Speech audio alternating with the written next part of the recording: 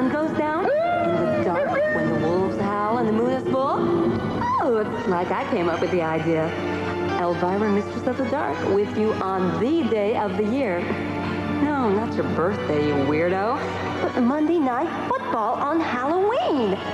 Tonight, we'll see the Denver Broncos gallop into that haunted house they call the Hoosier Dome, where 60,000 howling ghouls will be ranting and raving for the Indianapolis Colts.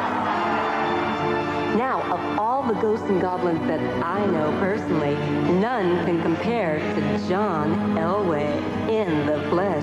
You know, Denver quarterback, Stanford graduate, all NFL hunk team. Now, just because he can throw a football the length of a graveyard, all everybody talks about is his arm. But I say, check out those legs. Trick or treat, Johnny. Then there's the dude in the designer glasses. Able-bodied Eric Dickerson, running back, Indianapolis Colts. He's only the best in the NFL at gobbling up yardage. He needs touchdowns like a vampire needs blood. You know, I was planning to watch the classic football cheerleaders from hell tonight, but this is much better. The Denver Broncos and the Indianapolis Colts on ABC's Monday Night Football tonight on Halloween.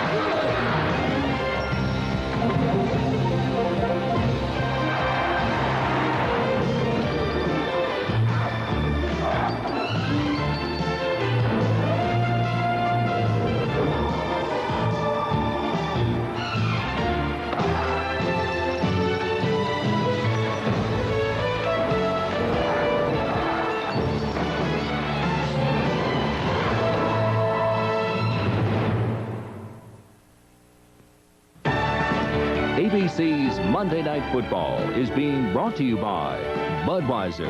Beechwood Age for that clean, crisp taste. This Bud's for you. By Nissan, inviting you to test drive the new 240 SX. By United Airlines, rededicated to giving you the service you deserve. Come fly the friendly skies. And by Braun Electric Shavers. It is through superior design that superior performance can be achieved.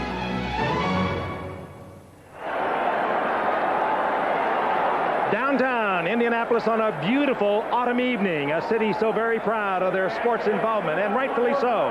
The Pan Am Games in '87, the Olympic trials this past year, the Indy 500, and they're also equally as proud of their Indianapolis Colts.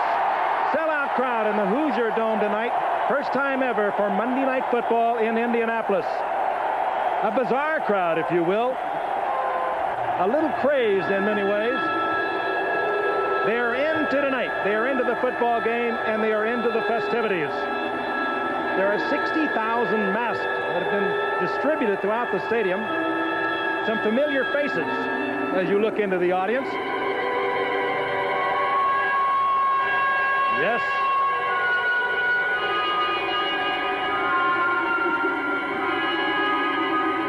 And, of course, Dan Deerdorf in the end zone, as he should be.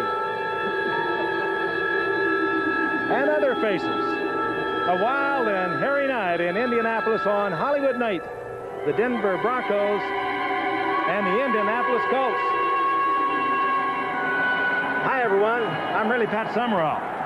Well, if that's the case, I'm Brent Musburger here on CBS, and I'm the only guy in this booth without a hardware commercial. I guess that means I'm John Madden, and I do have a hardware commercial and lots of others. It is a real wild and zany night here in Indianapolis. They've been preparing for this all week long, and there literally are 60,000 masks spread out through the stadium. And, of course, we have to get serious because while the fans are having a whale of a time here, there are two football teams that are very serious about tonight. That, of course, being the Indianapolis Colts and the Denver Broncos, two teams that have struggled through the first half of the football season. They look to improve.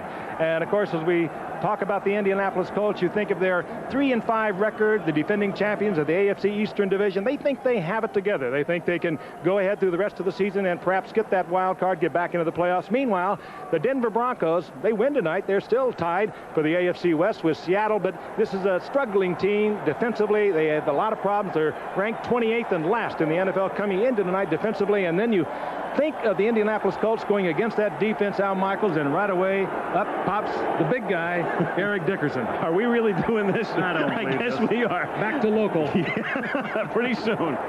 The Colts have to feel pretty good about the way things have gone in the last couple of weeks. This is a team that started out 1-5, and of course, since they finished first in their division last year, their schedule extremely difficult in 1988. But they beat Tampa Bay 2 weeks ago, then they beat San Diego last week. They think they have it together, but as Frank mentioned, they're in the same division as the Buffalo Bills, who have the best record in the league right now. So the Colts are looking for a wild card berth, and tonight is a very pivotal game for Indianapolis. Dickerson against the league's worst rushing defense. Dan, the Denver Broncos, they come off their worst performance of the season last week against Pittsburgh, but at least they get Elway back tonight. Yeah, John is back tonight, and while Gary Kubiak was the quarterback last week in their loss to the Steelers, it's certainly unfair to lay that loss at Kubiak's doorstep.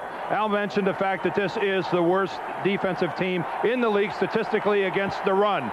If they play tonight the way they played last week in Pittsburgh, we may see an NFL record tonight by Eric Dickerson. Something tells me, though, the two-time AFC West champions will play better than that.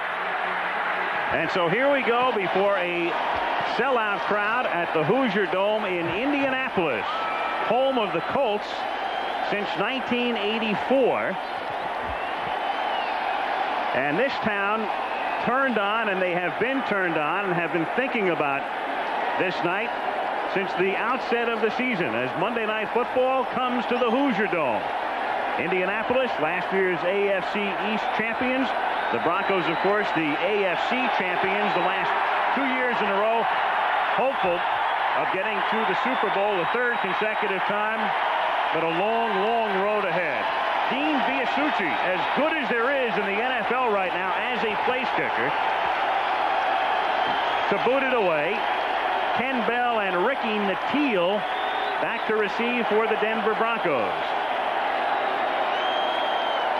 And a momentary delay as they take care of some debris on the football field, and here we go before what we know is going to be a raucous crowd, and they already are completely into it in Indianapolis.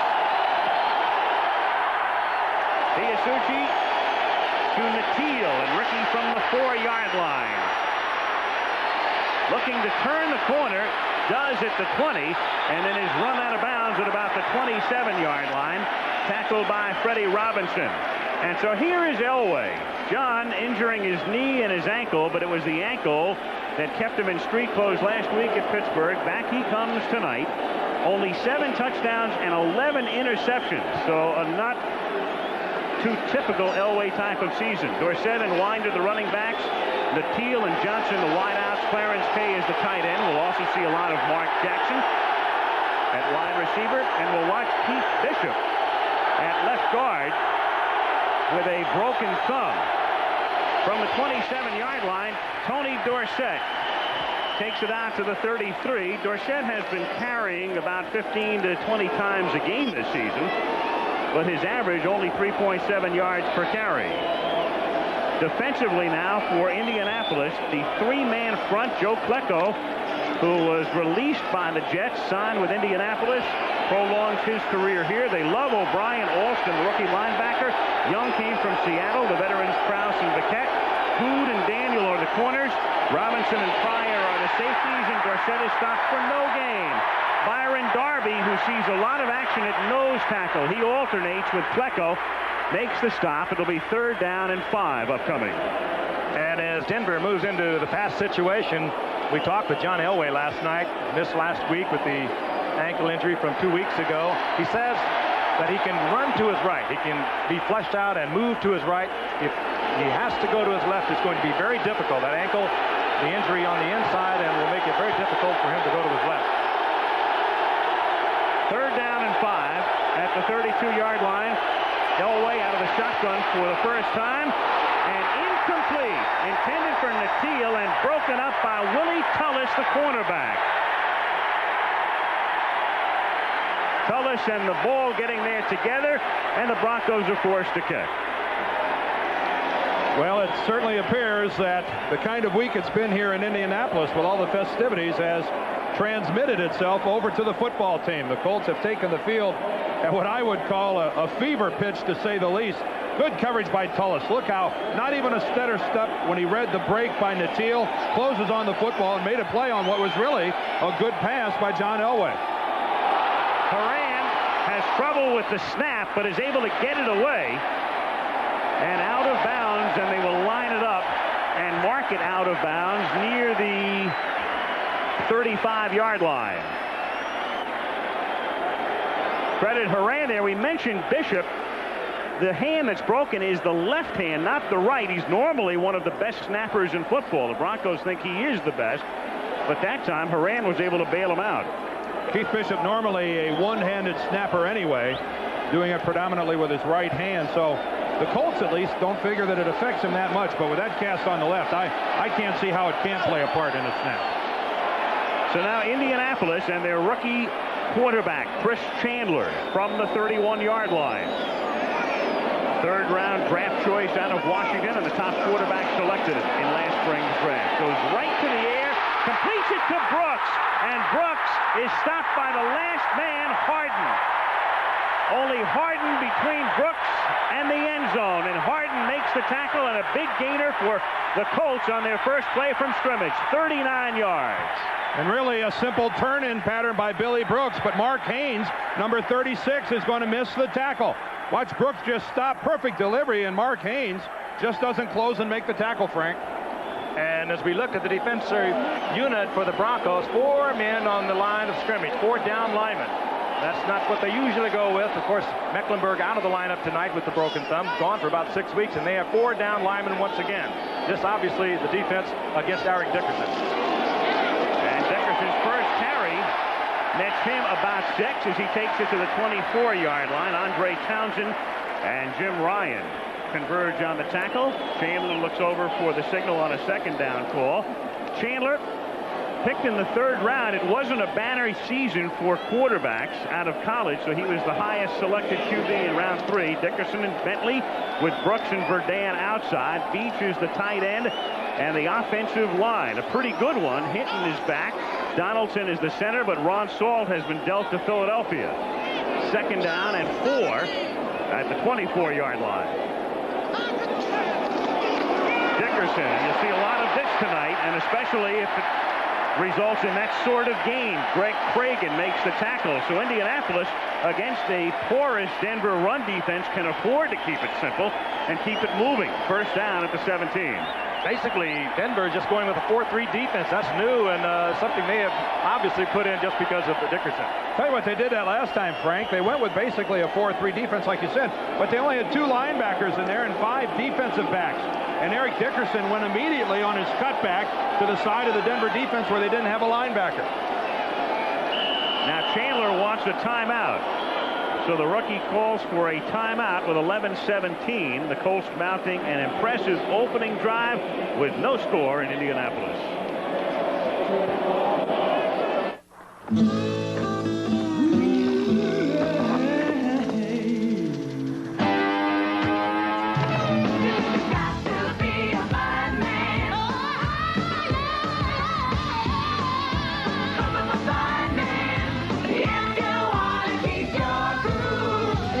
For a nice cold bud?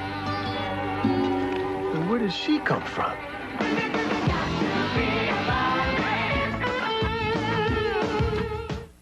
From Master Director John Carpenter. Wake up! They're all about you, all around. They control what you see. What do these things want? They decide what you hear. We have been lulled into a trance. Only one man can see the truth. Take a look. And only one man can stop them. Look at them, they're everywhere! John Carpenter's They Live, rated R. Starts Friday at theaters everywhere.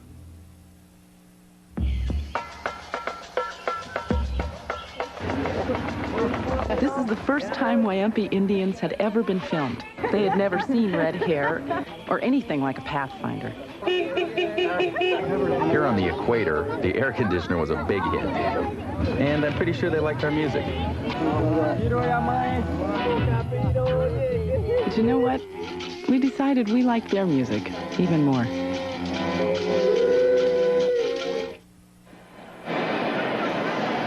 That's the way Denver's going to line up when they line up in that 4-3 with Gilbert and Boyer both in there. Cragen and Townsend would play in a 3-man situation as well. Simon Fletcher can also get into a down position. If they want to go to 5-man line, they can do that also with Simon Fletcher, the linebacker, as Dan mentioned, only 2 of them. Rick Dennison is in the middle. And you'll notice in the secondary, Dennis Smith is back. He had been out with a hamstring pull. Back in the lineup. First down, Indianapolis at the Denver 18-yard line. No score, early first quarter.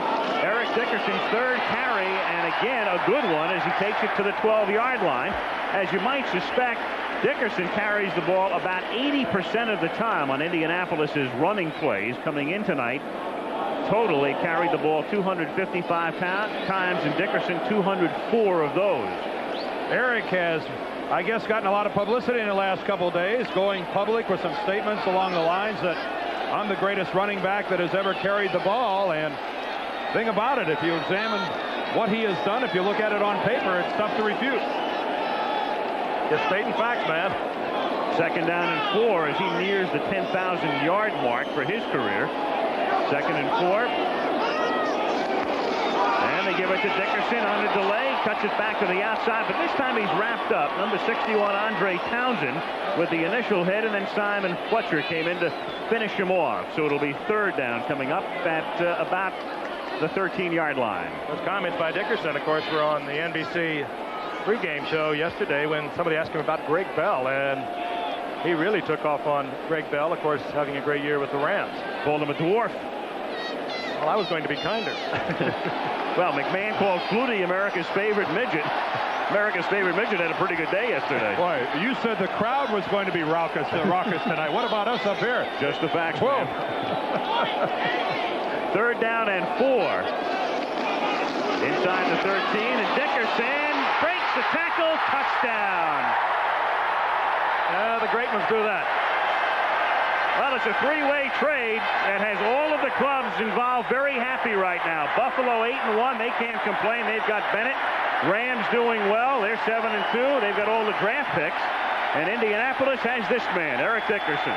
And that time, the right tackle, Joel Patton, watching from the right side of your screen, pull and trap, and Dickerson's going to run right into his back. Now, that might knock a normal man down, but somehow Eric maintains his balance, and that is a play designed to go off left tackle that he just routinely takes it off right tackle in for an easy touchdown. So they soften him up early on the 39-yard pass from Chandler to Brooks, and then it's Dickerson for the rest of the yardage all the way into the end zone as Biasucci's extra point attempt is good, and 5 minutes and 19 seconds into the game, it's 7-0 Colts. Right into the trap man, bounces off, easy stride into the end zone, and Dan, you sounded an ominous warning at the beginning of the show.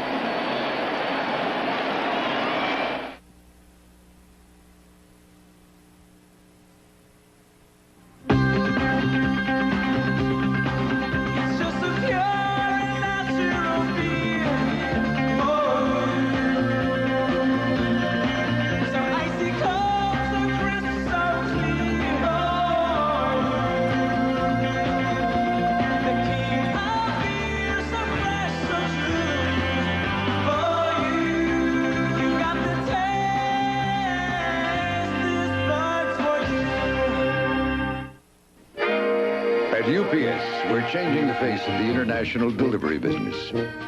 Because now, UPS delivers to every country in Western Europe, the Pacific Rim, Down Under, and Canada. And because we're so efficient, we can deliver your international parcels and documents for fewer francs, yen, or drachmas than other companies charge. And let's face it, a drachma saved is a drachma earned. UPS, we run the tightest ship in the shipping business. Attenzione! Tanto per cominciare, sapete che abbiamo più di 10.000 uffici in tutto il mondo? Learning how to talk fast is one way to save on international calls.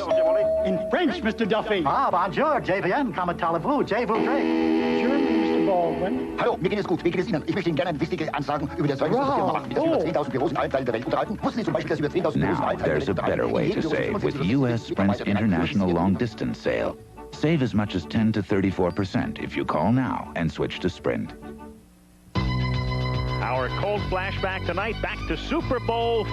Baltimore against Dallas, game tied 13-13, 5 seconds to play. Jim O'Brien kicks this 32-yard field goal.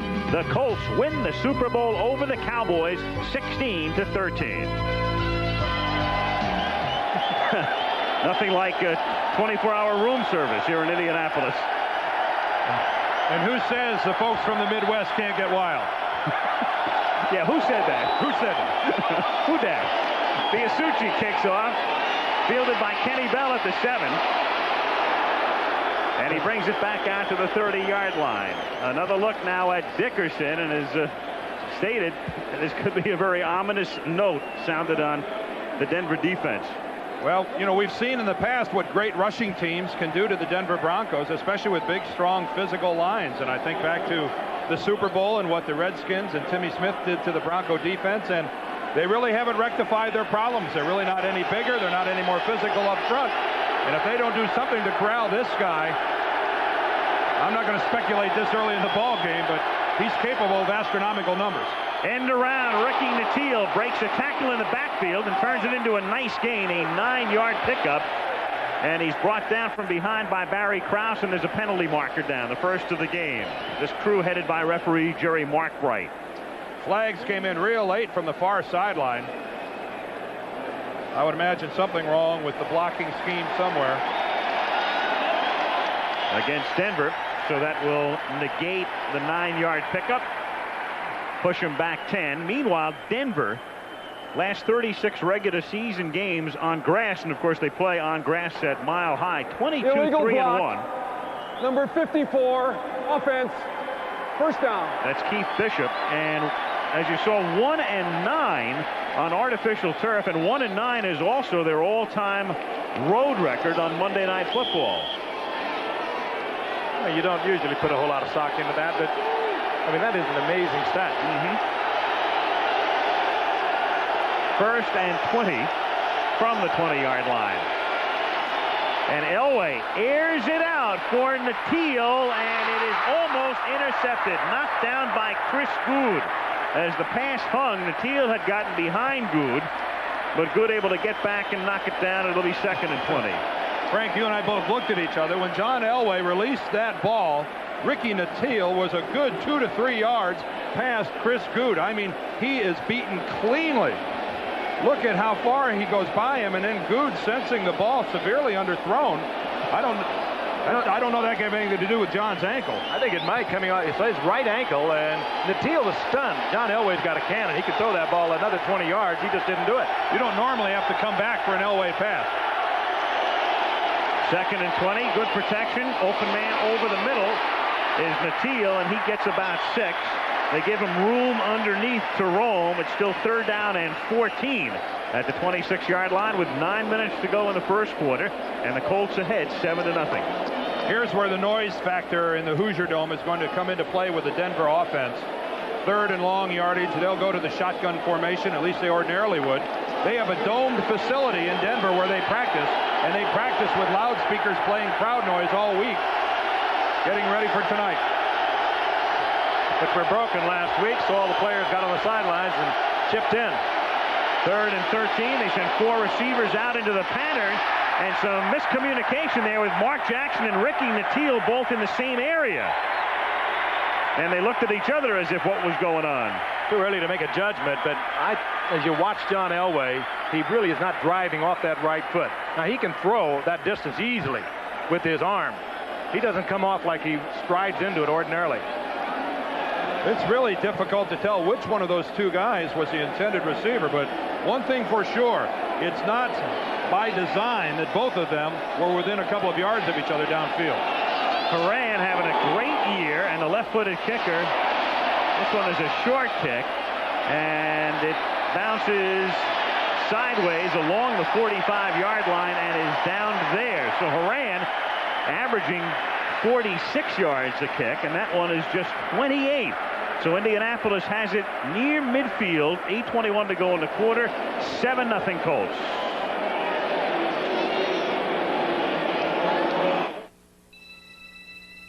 When the stars come out to play, babe, a twinkling show, ooh, dinner out of sight.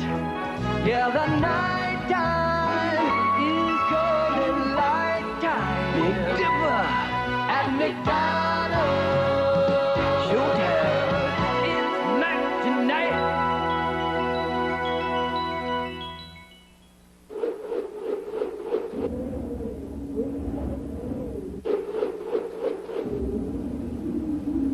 What do we mean when we say the new Nissan 240 SX is uniquely designed to provide excellent cornering?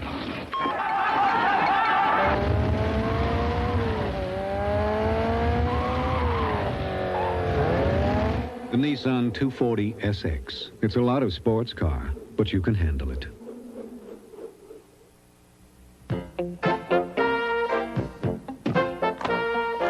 Have you ever wondered what a baggage handler might take on vacation? Well, everyone should take Samsonite's Glutton for Punishment.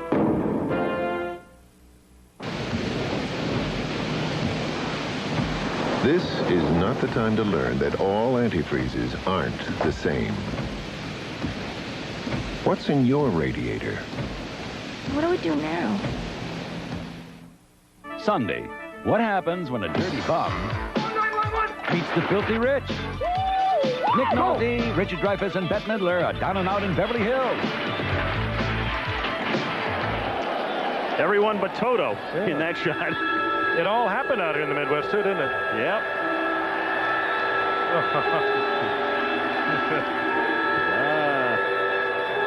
Halloween in Indianapolis. It's a Halloween start for the Denver defense as Indianapolis rolled to a score on their first possession, and now from the 44, Chandler flushed out of the pocket and then brought down at the 44-yard line. Got back to the line of scrimmage. Freddie Gilbert, number 90, and Walt Boyer, 65, are right there. It'll be second down, 10. Chandler out of Washington, and again, we mentioned not a big year for quarterbacks last season, so Indianapolis figured they had Hogeboom and they had Trudeau, and Hogeboom started the season number 1, then Trudeau moved in, he got hurt, and here he is, a man who was number 3 on their depth chart, and now number 1, and has been since the 4th week of the season. Second and 9 at the 45-yard line. That's Matt Bouza in motion.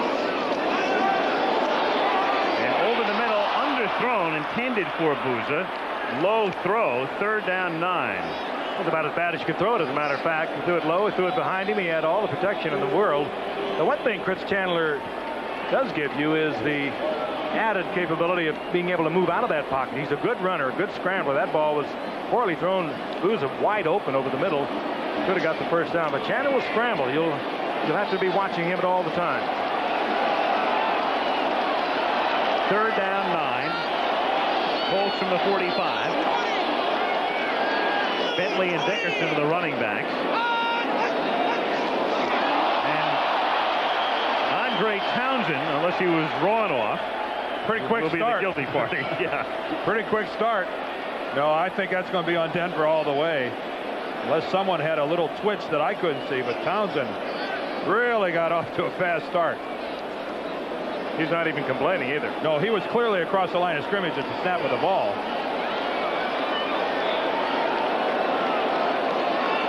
So Jerry Markbright and his crew discuss it. Joe Collier, the defensive coordinator for the Denver Broncos, a longtime Denver assistant. Hey, a brilliant one he is, too. He's been doing a lot of things with mirrors over the past 2 or 3 years with a very small team. Coach wins ball. Number 61, defense. Third down.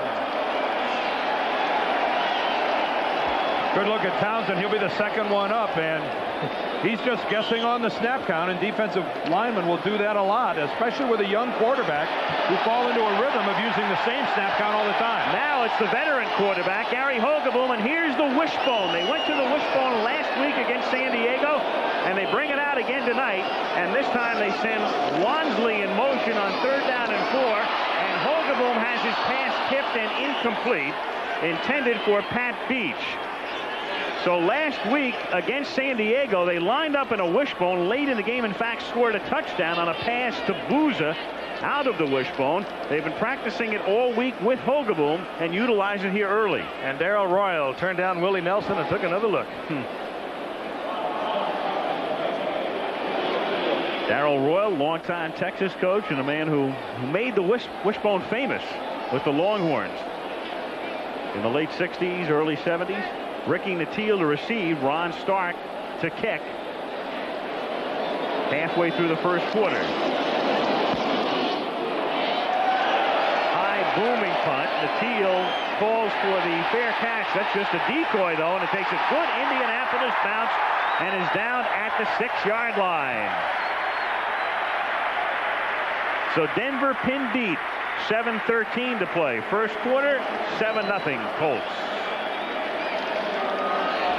Fundamentals, fellas. Straight, simple fundamentals. It's a lesson we learn week after week.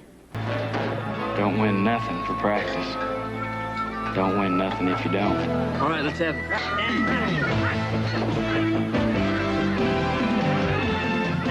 After a long day of hard knocks. That's right. Yeah. Head for the beer that goes down smooth as a mountain stream. Bush. Here.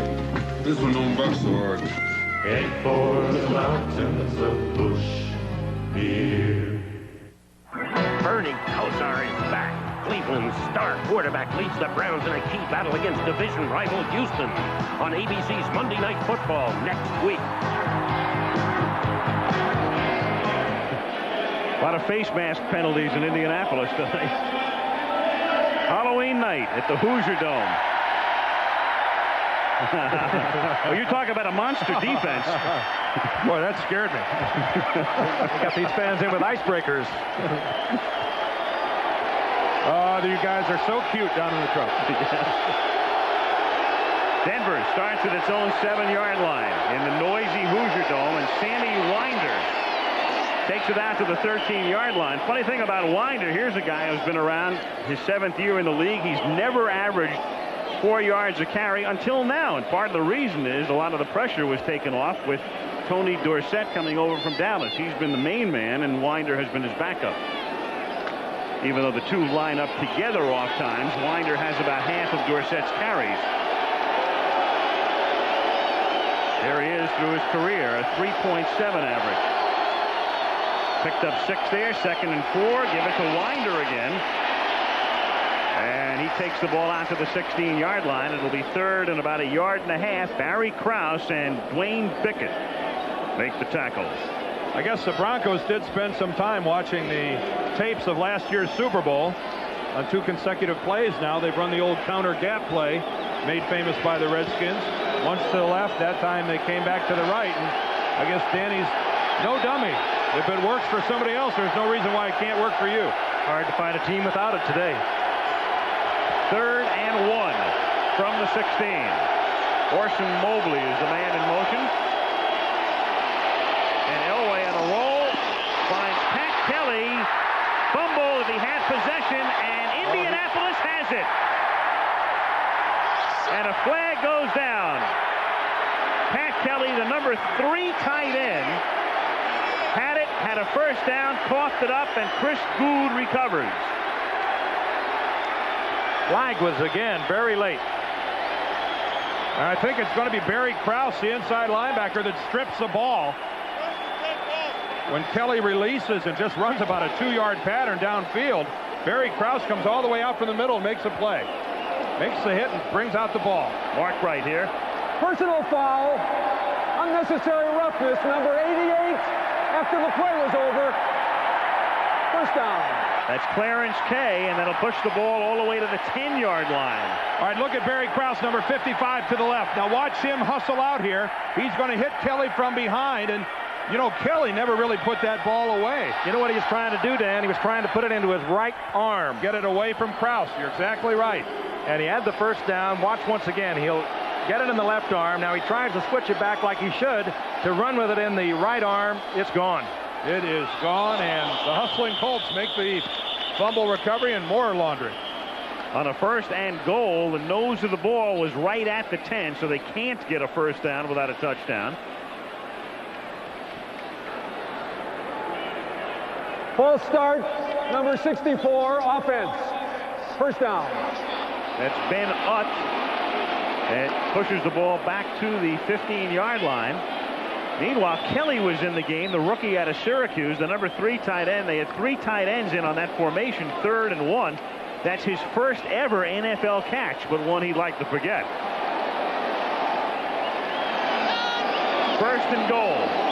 Now Chandler back in. Hogaboom has won one play out of the wishbone.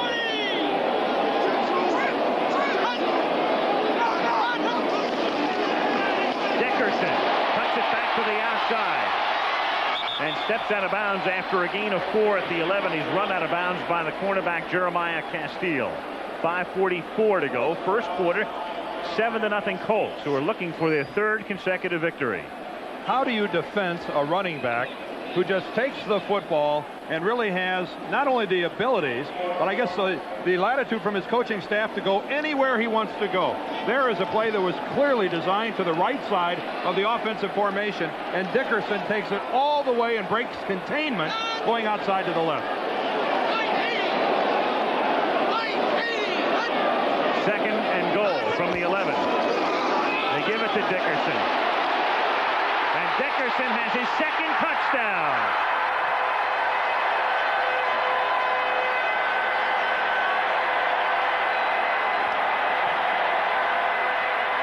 Mark Boyer threw the block to spring him. And with 5:39 to go in the corner, if Biasucci kicks it through, it'll be 14-0. How do you defend him? I don't know. He's a big man. He has great strength. He does not look like he's covering the yardage as quickly as he is. You take an angle on him, you get there a little late, and when you get there late, your arm tackling, he just runs right through it.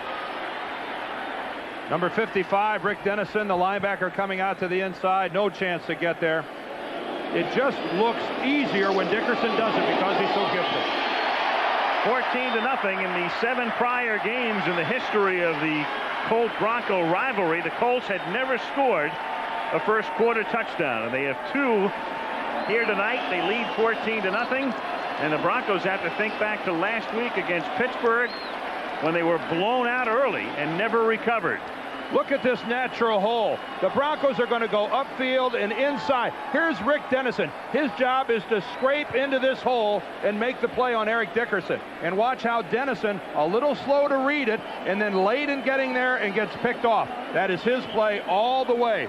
A linebacker is assigned a hole primarily, Frank, and Dennison, for whatever reason, didn't get there. And they are playing a defense in which Dennison is not familiar. It would be more like a Dallas Cowboy, middle linebacker in the Dallas Cowboy defense, and he is a strong inside linebacker. It's the little moment of hesitancy was the difference. He had to try the arm tackle and forget it was Dickerson. And, of course, the loss of Mecklenburg to the Bronco defensive team has thrown them totally into turmoil. Forced him into the 4-3, and you never really can play something different as well as you play what you do all the time. Well, the Denver Broncos, unfortunately, not getting off to any better start than they got off last week against Pittsburgh. Keep in mind, how bad were they manhandled by the Steelers last week? They were trailing 24-0 before they got their first down in the ball game. That was late in the 2nd quarter. And here they're down 14-0 as Biasucci kicks off. He angles it. It's fielded up at the 11-yard line by Jason Johnson, who was activated for tonight's game. He's a wide receiver. He brings it back out to the 28. He is stopped there by Jeff Harrod. So John Elway, who missed last week's game, Kubiak guided them, and then Ken Karcher came in at the end and wound up throwing a touchdown pass. And Elway down by 14 to lead him from the 27. Now Cleveland with Kosar healthy, Houston with Moon healthy, both winning yesterday. Each team a game back of Cincinnati AFC Central. That's the matchup from the Astrodome a week from tonight. Cleveland and Houston on Monday Night Football. First and 10, Denver from the 28-yard line, and a whistle stopped the play before the snap. A whole lot of things wrong with that one. Well, first of all, Joe Klecko was across the line of scrimmage at the snap. I don't know if somebody moved or not, but looks like Big Joe got the full start. Number 66, offense, first down. Well, that's a sign of a veteran. Jim Juriga, the left tackle, is the guy that moves, and Klecko sees it, and no use waiting. Get across that line of scrimmage, force the penalty, and he did it. Big tackle out of Illinois, Jim Juriga. First and 15. 2 punts and a fumble and a first and 15, and they're down 14-0. Elway much too high. Intended for Vance Johnson. Second and 15. Eugene Daniel with the coverage on the play. John has struggled all year long, not just tonight when he's coming back from a very severely injured ankle a couple of weeks ago, but coming into tonight. 7 touchdown passes, 11 interceptions. Just not a John Elway year. We watched him and we talked to him last night. A 24-0 lead, the Raiders coming back to beat the Broncos, and John, he took full blame for it. Shotgun and a mocking Elway chant a la Darrell for Strawberry on second and 15. The catch is made by Natil, and Ricky is dropped at the 32-yard line, short of the first down by about 5. Barry Krause in on the tackle on one of the 3 amigos, and they're all back together. Natil and Johnson and Mark Jackson, who suffered a broken collarbone earlier this season, healthy again, the former Purdue Boilermaker. Homecoming of sorts for Jackson. He had to dispense numerous tickets, couldn't get as many as he wanted for family and friends coming to the game tonight here in Indianapolis, and it's a real break for John Elway to finally get these 3 guys back and get the 3 of them healthy, and when he finally does, it's Elway that's not healthy. Third down 4, Denver from the 33-yard line. And Elway throws, and he first down, and the price is paid by Vance Johnson, hit hard by Willie Tullis. But a first down for Denver out at the 41-yard line with 4.5 minutes to go in the quarter. You know, this is what they should be able to do all night, Denver. If they keep it short, keep it underneath, because this defense of Indianapolis is not any great shakes. They are 25th against the pass coming into tonight. You keep it short, you get your confidence back and get something happening, and I think that probably is what Dan Reeves is thinking about right at the moment. We've got to make something happen here. They normally do it through the air. Dorsett last night was lamenting the fact, he said, when we fall behind 3-0, we go to the air. Unlike Dallas. They fake to Dorsett. Elway going to the air again, and down he goes in a heap at the 28-yard line. The charge led by O'Brien Alston, a 10th round draft pick out of Maryland. And Frank told you a little bit earlier about how John Elway confessed to us last night that if he has to go to his left, he's in trouble. Well, this time his pressure comes from the right. If John is going to get away, he's going to have to go left to escape the rush of Alston, and he's not able to do it. And it's not often you'll see John Elway back in the pocket, sense some trouble coming from a certain direction, and just stand there and take the sack. He'd be gone now. Yep. Get it. And he tried to go right even at that point. Yeah, he knew it's the only way he can go. Right into the rush. Second and 21. He steps up and then fires complete. And if it is complete, it's a fumble, and it's picked up and run back to the 23-yard line. A completed pass, and it's Craig Slope who gives Indianapolis the ball after Mark Jackson fumbles. And I don't believe that's the homecoming that Jackson had in mind.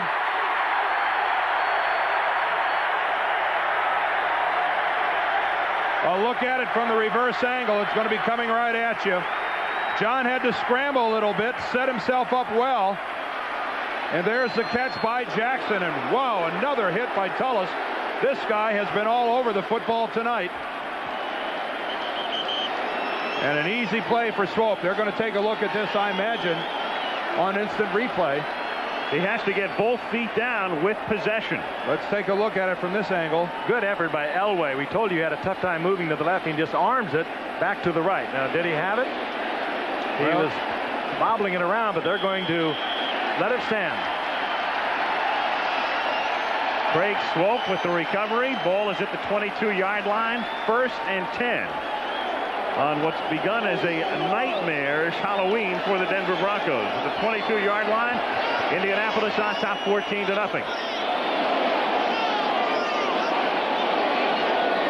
Replay booth said the replay was inconclusive. That's why they did not overrule. Dickerson. He just draws up his own running pattern, doesn't he, at the 18-yard line? It doesn't matter where the blocking is. Well, they let him do that. That play is designed. They just blow forward, and then he takes about a half a beat, takes a little stutter step, and he goes wherever he wants to go.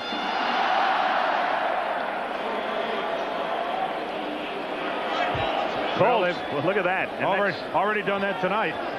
That's about 8 years worth.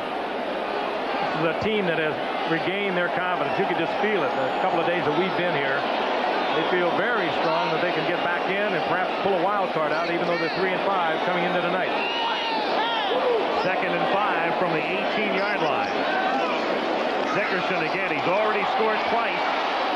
And a 1st down at the 11-yard line, and the Denver defense, porous to begin with, last in the league against the run, and minus Mecklenburg, unable to do anything to stop Indianapolis. 2:22 to play in the quarter. They've been giving up an average of 158 yards rushing. And they have been giving up a lot of big plays. Now, Eric Dickerson has not had a lot of big plays this year, so perhaps we can anticipate some of that coming up. He had 169 yards last week against San Diego, but no run longer than 14. 1st and 10 at the 12.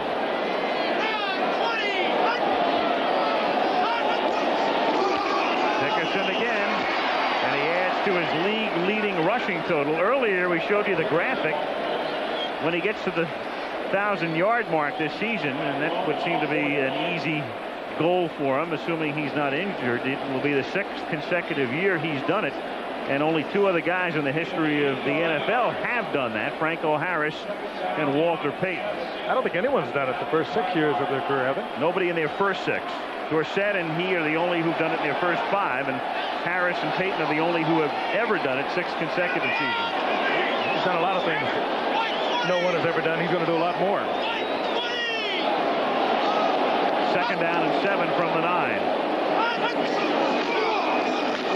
His 4th straight carry is almost his 3rd touchdown. It's 1st and goal at the 1. Well, this is a physical mismatch up front. It's strictly a case of the Colt offensive line just dominating the front 7 of the Denver Broncos. Eric Dickerson is slashing and running hard, but he is following just a tidal wave of blue jerseys that's blowing everything in a white shirt out of there.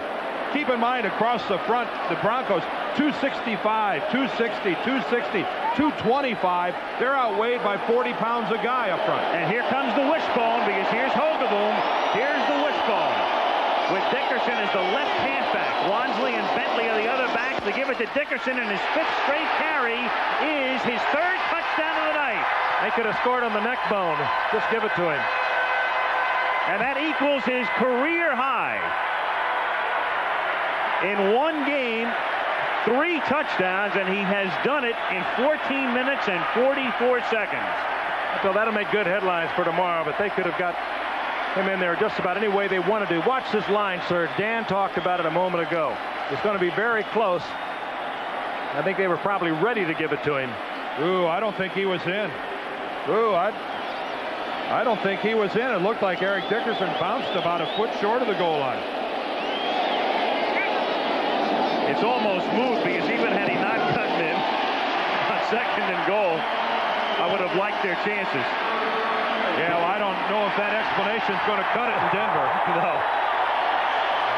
All he has to do is touch that goal line with the ball as long as he was in the air, and it appeared that might have been the case. Miyasuchi with the extra point. You know, Al, I want to go back to that point about the mismatch up front. Check out the front wall of the Colts as we look at it again. 295, 290, 288, 286, and 307. There is no way that the Denver Broncos can sit in there for an entire ball game and play hardball with the Colts of Indianapolis. Dan, didn't we say that about the 2nd quarter of the Super Bowl? with the Redskins and the same defensive unit. Let's look again now.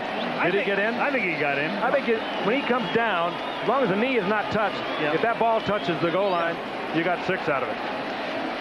Well, I'll be the devil's advocate. I don't think he got in. I think he got in. I think that the nose of the football just touched the goal line. Well, what do you know?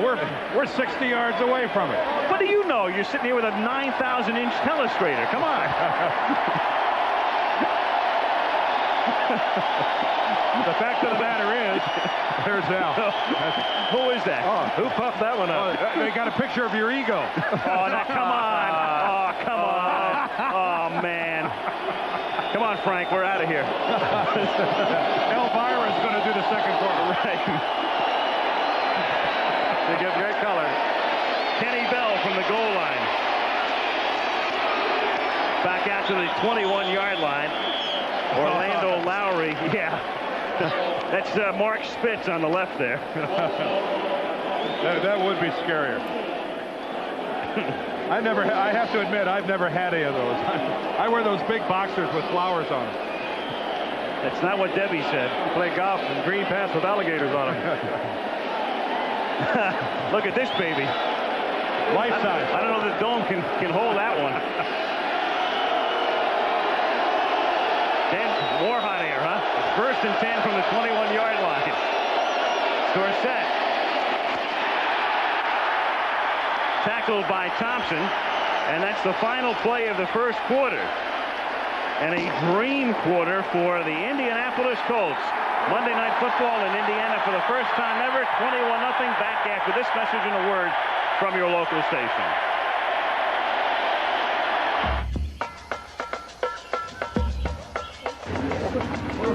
This is the first time Wyompe Indians had ever been filmed. They had never seen red hair or anything like a Pathfinder. Here on the equator, the air conditioner was a big hit. And I'm pretty sure they liked our music. But you know what? We decided we liked their music even more. What happened when Sony put this color TV and full-featured VCR into this machine? They shrunk. Introducing Sony Video Walkman. It takes video out of your home and into your life. In the pizza delivery game, the Noid zaps ordinary pizza. But Domino's Pizza's best because they deliver more than all the rest. The Noid just can't beat the best. Domino's Pizza. Nobody delivers better. This is ABC. Indiana plants close because of unfair foreign competition. Hoosiers lose their jobs to foreign companies. John Mutz's solution? He actually gave $55 million of our tax money to one Japanese company. That company then gave many of the best jobs to Japanese workers. And guess who the prime contractor is? Right, a Japanese company. John Mutz gives our tax money to Japanese companies.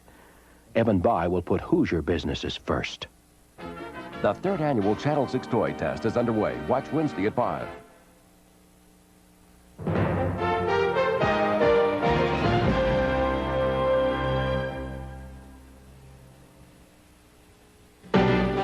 ABC's Monday Night Football. Brought to you by Nissan, inviting you to test drive the new 240 SX.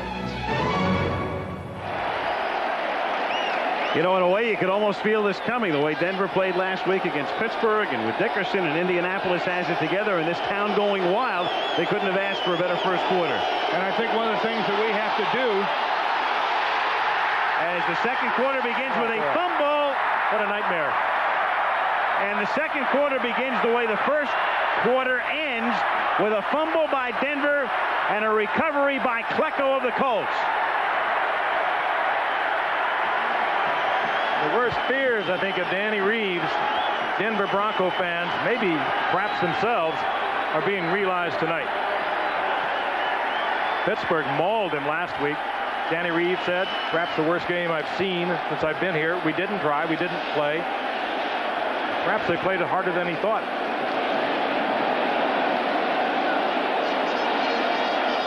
The Broncos already turning it over 3 times. Chandler asks for quiet. At at the 19-yard line.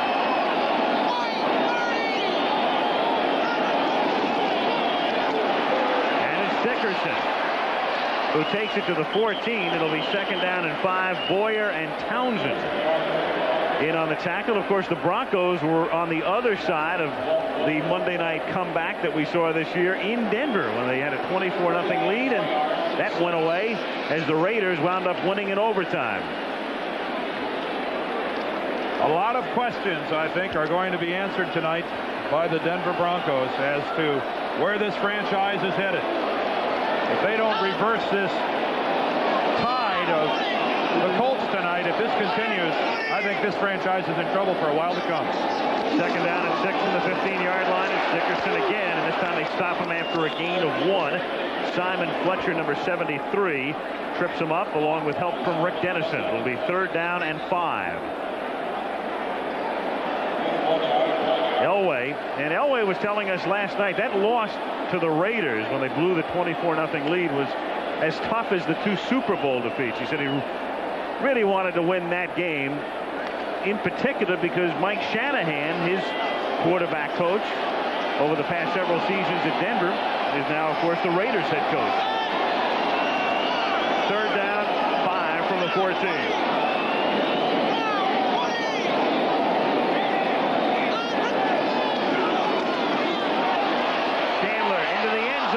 Too high for Brooks, off his fingertip.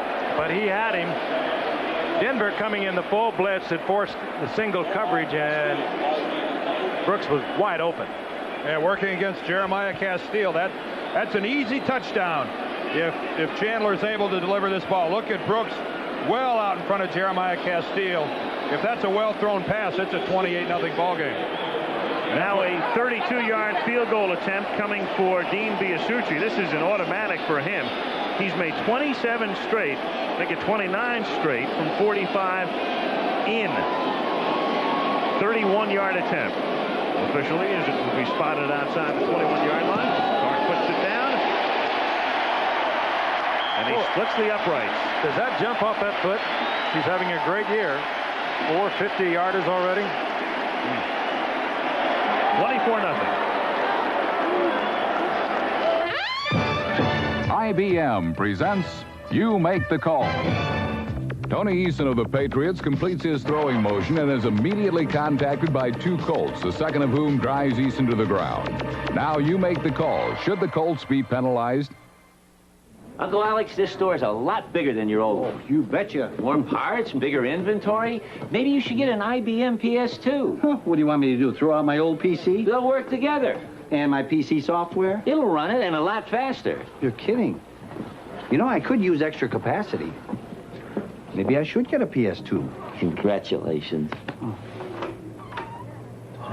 You didn't. I did. The Personal System 2, part of the bigger picture for your growing business from IBM. What call did you make?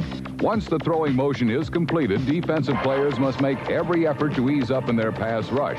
Since the second defender did not, he is penalized 15 yards for roughing the passer. Nissan has developed a new high-performance sports car with a modified Z-Car engine, anti-sway bars front and rear, and anti-lock brakes. The cockpit was designed for one 6'2" driver and 4 6'2" passengers. Introducing the new Nissan Maxima, the 4-door sports car. Our Bronco flashback, 1985, San Diego and Denver tied 24 all in overtime. Bob Thomas tries to win it with a 47-yard field goal for the Chargers, blocked by Dennis Smith, picked up by Louis Wright, who takes it in for a touchdown. Broncos beat the Chargers 30-24. Indianapolis on top 24-0, 13-22 to play in the first half.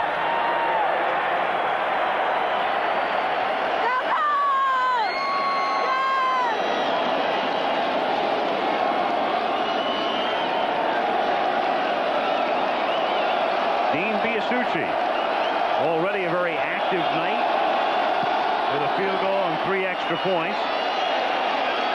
A yard in, it's Kenny Bell coming out with it. Cuts back the other way and returns it to the 28-yard line. So from there will the Broncos begin this drive. And the average possession start in this game, a significant difference. Denver beginning at its own 23 and Indianapolis at the Denver 35. And of course, in good measure, that has resulted from the 3 turnovers. That's Mike Ruther at center. He's Bill Bryan's backup, and he was the center in there the last series when Elway and Ruther mishandled the snap. From the 28-yard line, Elway fires over the middle, and it's dropped by Orson Mobley at the 34-yard line. Bryan is on the sidelines. Nobody attending him. He appears to be all right, so that's obviously just a change, but it could have affected the exchange between Elway and the center, Ruther. Well, Ruther and Elway certainly haven't had the experience that this guy, Bill Bryan, and John Elway have had. Ruther, a guy that played in the USFL, played with the St. Louis Cardinals while they were still in St. Louis, and now backing up here in Indianapolis. But tonight, in Denver rather, but here tonight in Indianapolis, having to play. On 2nd and 10, down goes Elway at the 17-yard line. John Hand, 2 years ago, the #1 pick in the draft out of Alabama. He's shown signs of brilliance in 3 years, but has yet to emerge as the type of star they expected when he was drafted out of Alabama. And does he go around Jim Juriga, the left tackle, like Juriga is just having his feet in cement? What an outside move that time by John Hand. A guy not quite in the category of a Reggie White or a Bruce Smith. And boy, he gave that guy, Juriga, all he wanted last time around. 3rd and 19 from the shotgun. 4 receivers out into the pattern. Elway on that gimpy ankle, and he can't go anywhere. Craig Swope, who recovered the fumble earlier, gets credit for the sack on the safety blitz. Got to be the ankle. There is not the mobility tonight with John Elway that we have watched over the years. Could not play at all last week. It's the right ankle, and he drifts off to the right, tries to get outside to the right because he really can't go to the left. Comes back to the left. He just has to take it down himself. And I think that's a classic situation where we would have seen Elway do some sort of a reverse pivot, a spin out. Oh, he'd still be running. Yep, not capable of it tonight. And they've changed snappers. It's Keith Karts instead of Bishop who does the snapping. Moran's kick is fielded at the 46-yard line by Bill Brooks, and he takes it to the 41. So again, Indianapolis starts with terrific field position. 11:54 to go in the half. 24-0 Indianapolis.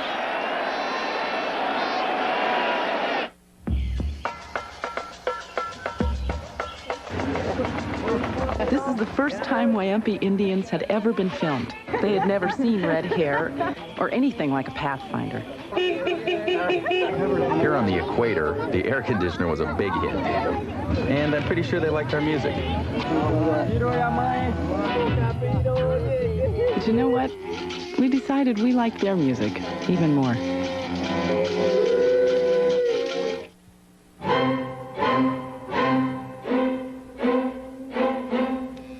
Some people see shaving as something you do for 3 minutes a day. At Braun, we see it as something you do for a lifetime. And we think you should make the best of it. The Braun Shaver, with its 3 shaving positions. Designed for those who choose to make a virtue out of necessity. Braun, the world's #1 selling foil shaver. My recipe for impressing Angela? Take her to the fastest fast food restaurant in the world. Here you go, miss. Patty melt, right toast, hold the onion, side of slop, extra pickle. That was fast. But... How? Telepathy. In here, your head's an open book. I'd also like... Nice, cold, natural light. That's incredible. Now that doesn't take a mind reader. Everybody knows it's a beer with a taste for food. Yeah, for great taste, it's a natural light from Anheuser-Busch. So, Angela, what do you think? Oh, she thinks you Don't you dare. Oh, sorry, lucky guy.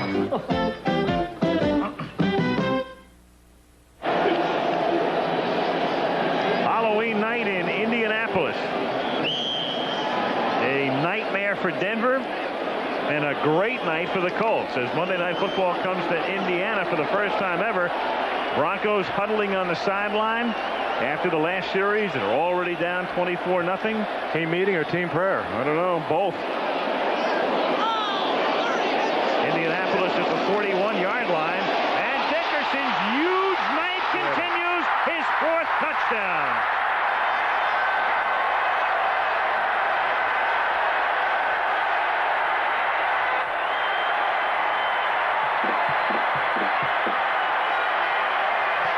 There could not be a more basic play in football than the Colts just ran and stuffed it down the Denver Broncos' throat.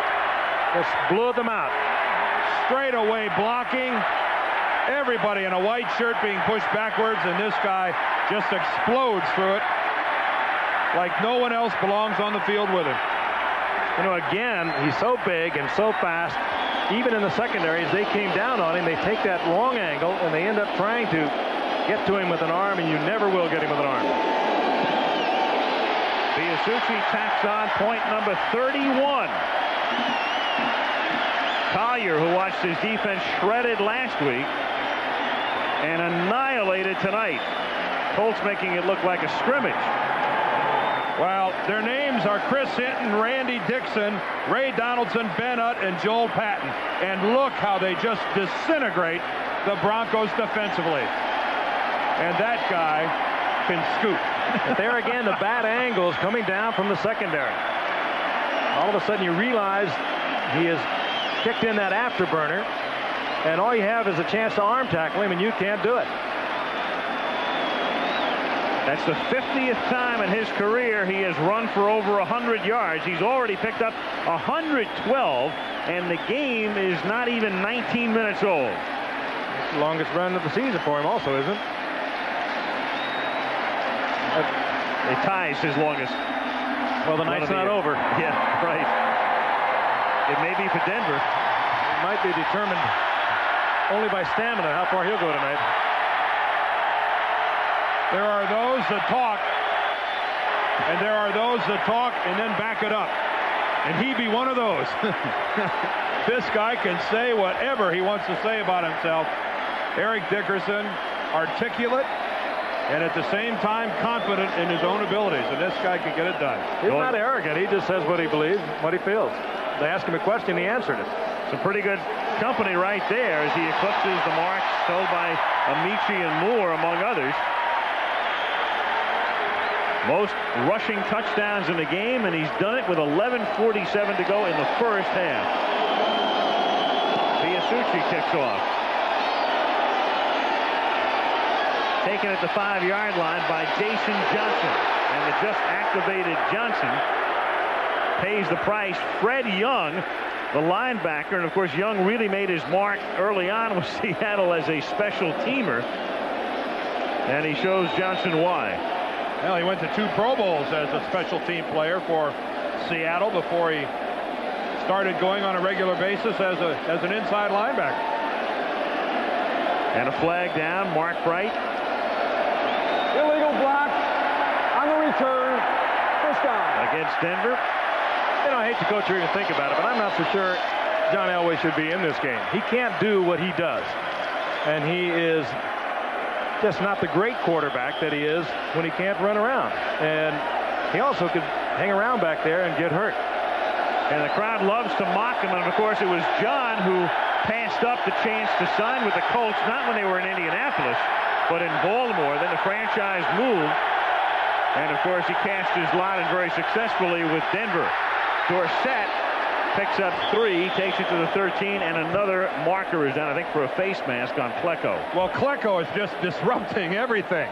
I don't know if Joe is guessing correctly on the snap count or what, but he's just exploding into the Denver backfield before anyone in a white shirt's able to block him. Once he's in there, look at Mike Ruther just tackling the center, but a good look there how Klecko does get the face mask of Dorsett.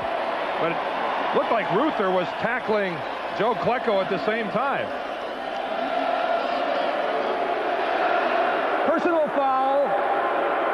Grabbing the face mask. Number 73, defense. First down. I talked to Joe just before the game, and he said, oh, look. He said, I couldn't help it. But, I mean, you're going to see right here once again.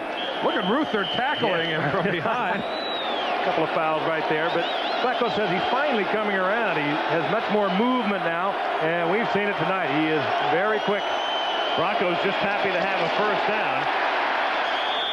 And Winder takes it out to the 30-yard line. He picks up 2. It'll be second down 8. It's almost back to the basics here for Denver. They're down 31-0. They're staying on the ground. They just need to get something, anything established at this point. That's Gary Kubiak, who played last week against the Pittsburgh Steelers, and he was not scintillating there, although the Steelers defense was scintillating. He had 3 interceptions a week ago in that 39-21 loss. From the 30 on 2nd and 8.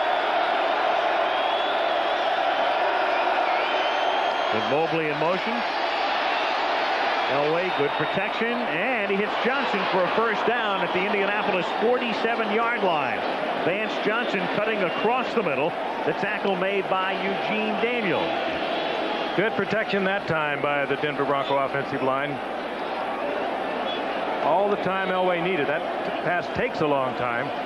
Vance Johnson taking you way upfield. You see him cross underneath as it's cleared out by Mark Jackson.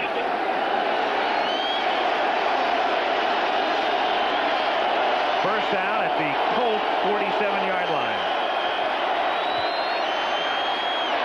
And Elway going deep for Mark Jackson, and he makes the catch at the 2-yard line. A great catch. The coverage by Chris Good, and Jackson making the catch and staying in bounds at the 2. First and goal. Well thrown. Great reception and good coverage by Good. And just an excellent study and concentration here by Mark Jackson. Watch him concentrate on the football. Really good coverage by Good, as Frank said, but look at Jackson continue to move downfield and yet concentrate, keeping his eyes on the ball.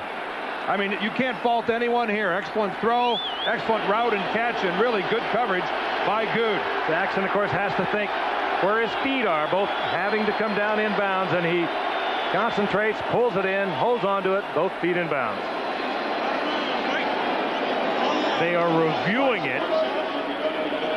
And it showed it clearly, but that's the delay right now. The replay official is George Sladke. I don't know what they could be looking at other than this replay right here, and it's certainly clear that both feet are down. And there's one, there's the other. And not bobbling the ball. No, good possession. Come on, guys. Denver is down by 31 points. Let's not be too tough on them.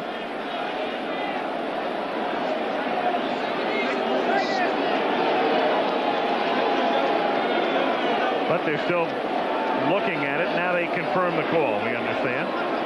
Val Pinchback on the left is the communicator.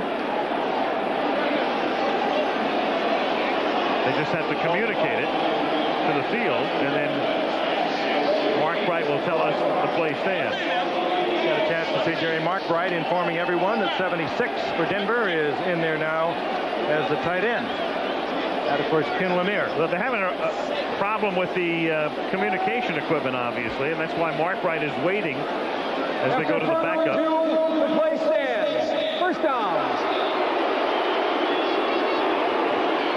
So it'll be first and goal at the 2. 31-0 Indianapolis. 9:58 to go in the half. Winder and Dorsett in the I formation with Dorsett the tailback.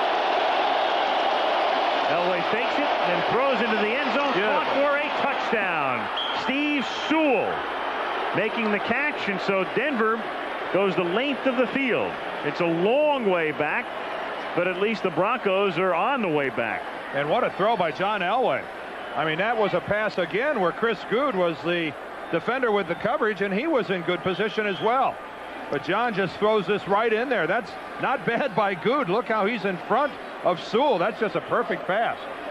And a lot of smoke on it. Also 3 good passes by Elway, but perhaps more importantly, good protection for him, because he is not the mobile Elway that we watched in the past with that ankle. Carlos's extra point is good, so at least the Broncos don't just roll over and die. They go 90 yards, led by Elway. 9:54 to go in the half. Indianapolis now leading 31-7.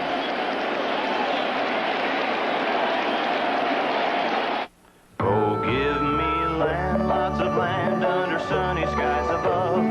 Don't fence me in. Now UPS delivers to every country in Western Europe, the Pacific Rim, Down Under, and Canada. And because we're so efficient, we can deliver your international parcels and documents for fewer francs, yen, or drachmas than other companies charge. Don't fence me in. UPS, we run the tightest ship in the shipping business.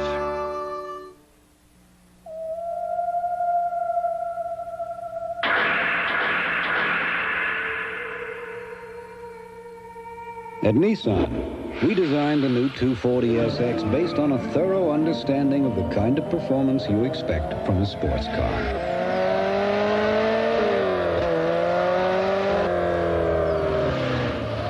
The Nissan 240SX. It's a lot of sports car, but you can handle it. As long as I've known Tom, I need help, he's there. Sure, I'm glad to see you. Stay with you? Figured you wouldn't mind.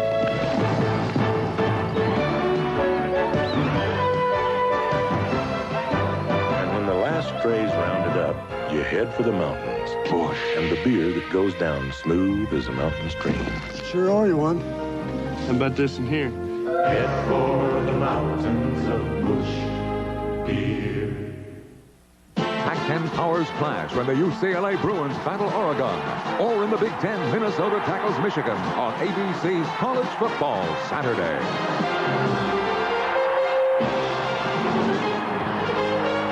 In Indianapolis, Al Michaels, Frank Gifford, and Dan Deerdorf, 31-7 Colts. Broncos just driving for a touchdown. Carlos kicks off, and it bounces at the 3 and then bounces out of bounds. So it'll come back to the 35-yard line, where the Colts take over the euchre seats, as you might suspect, in the nether regions of the Hoosier Dome. Did you get them their tickets, Frank? What a happy crowd, though. No, but we know who did. Yeah, right. We sure do. My nose is not broken that badly.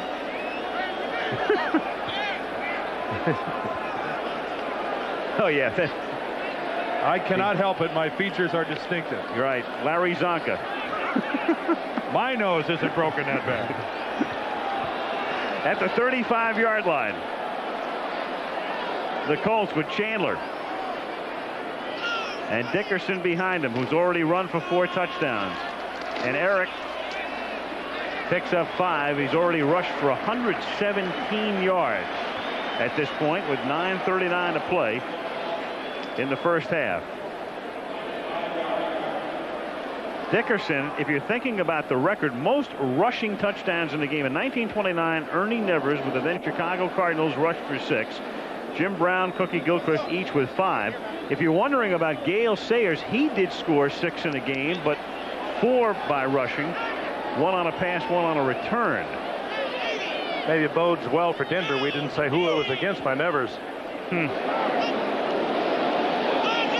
and 5 from the 40. On a draw, it's Dickerson. And he takes it out to the 44-yard line. It'll be 3rd down and 1.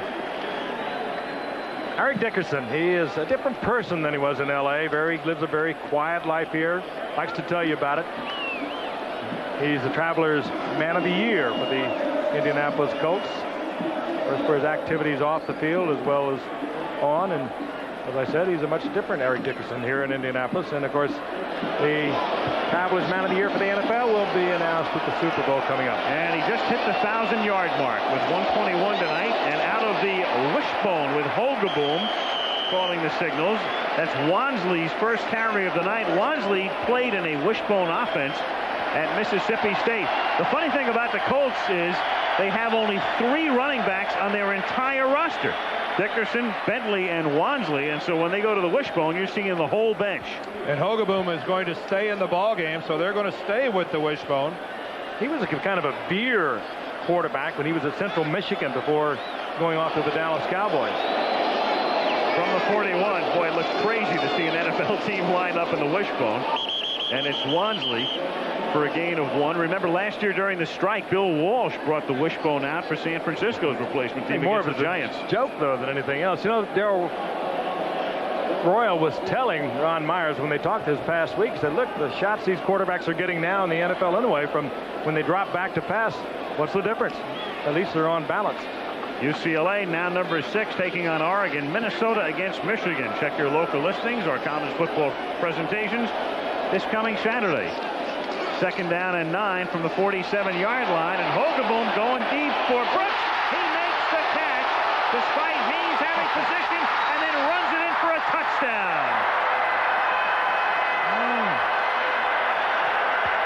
Underthrown. Haynes was there, still makes the catch, goes in for the score. When the ball is that underthrown, in many instances, the advantage goes to the receiver because he's more tuned into the football.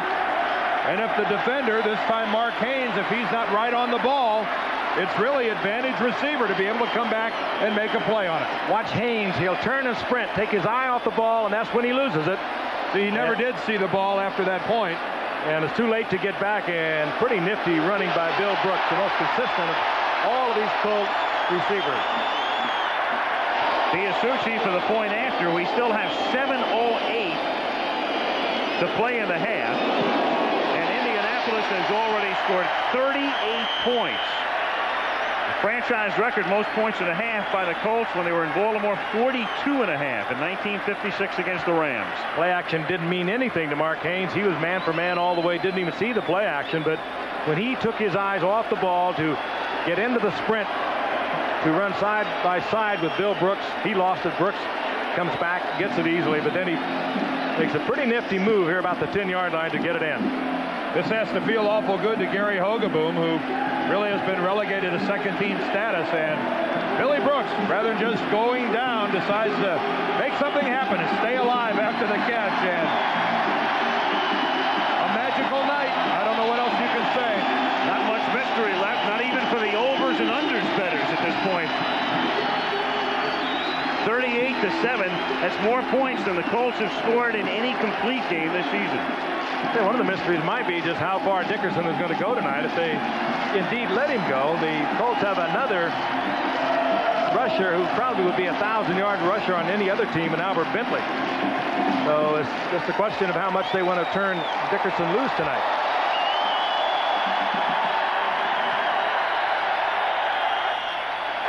As a running back, if I were a running back, say, oh, let me have this one. You can really run the numbers up.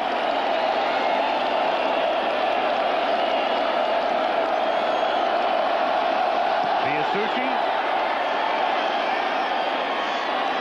from the 4-yard line. Jason Johnson tackled out at the 32. Stop made there by Jeff Perrott. And the Broncos, who drove 90 yards the last time they had the ball, start from that spot. Eric Dickerson, a king's ransom worth of draft choices going to the Rams, and Cornelius Bennett going to Buffalo, and all three teams pretty happy with that transaction right now. The New York City Marathon, the annual great race through the 5 boroughs, coming up this Sunday, 10:30 in the morning Eastern and Pacific, 9:30 Central. The Nissan Indy Challenge Sunday as well at 4 Eastern, 3 Central and Pacific. Elway on a deep drop sets up a screen for Dorsett, and Tony has a first down. He's run out of bounds up at the 46-yard line. Tony Dorsett, talking to him last night, and Dan, you asked him if he was going to play next season. He was pretty definitive. Yeah, he said he wanted to play one more year, and he thinks that he's still in the physical condition to do so, and frankly, so do I.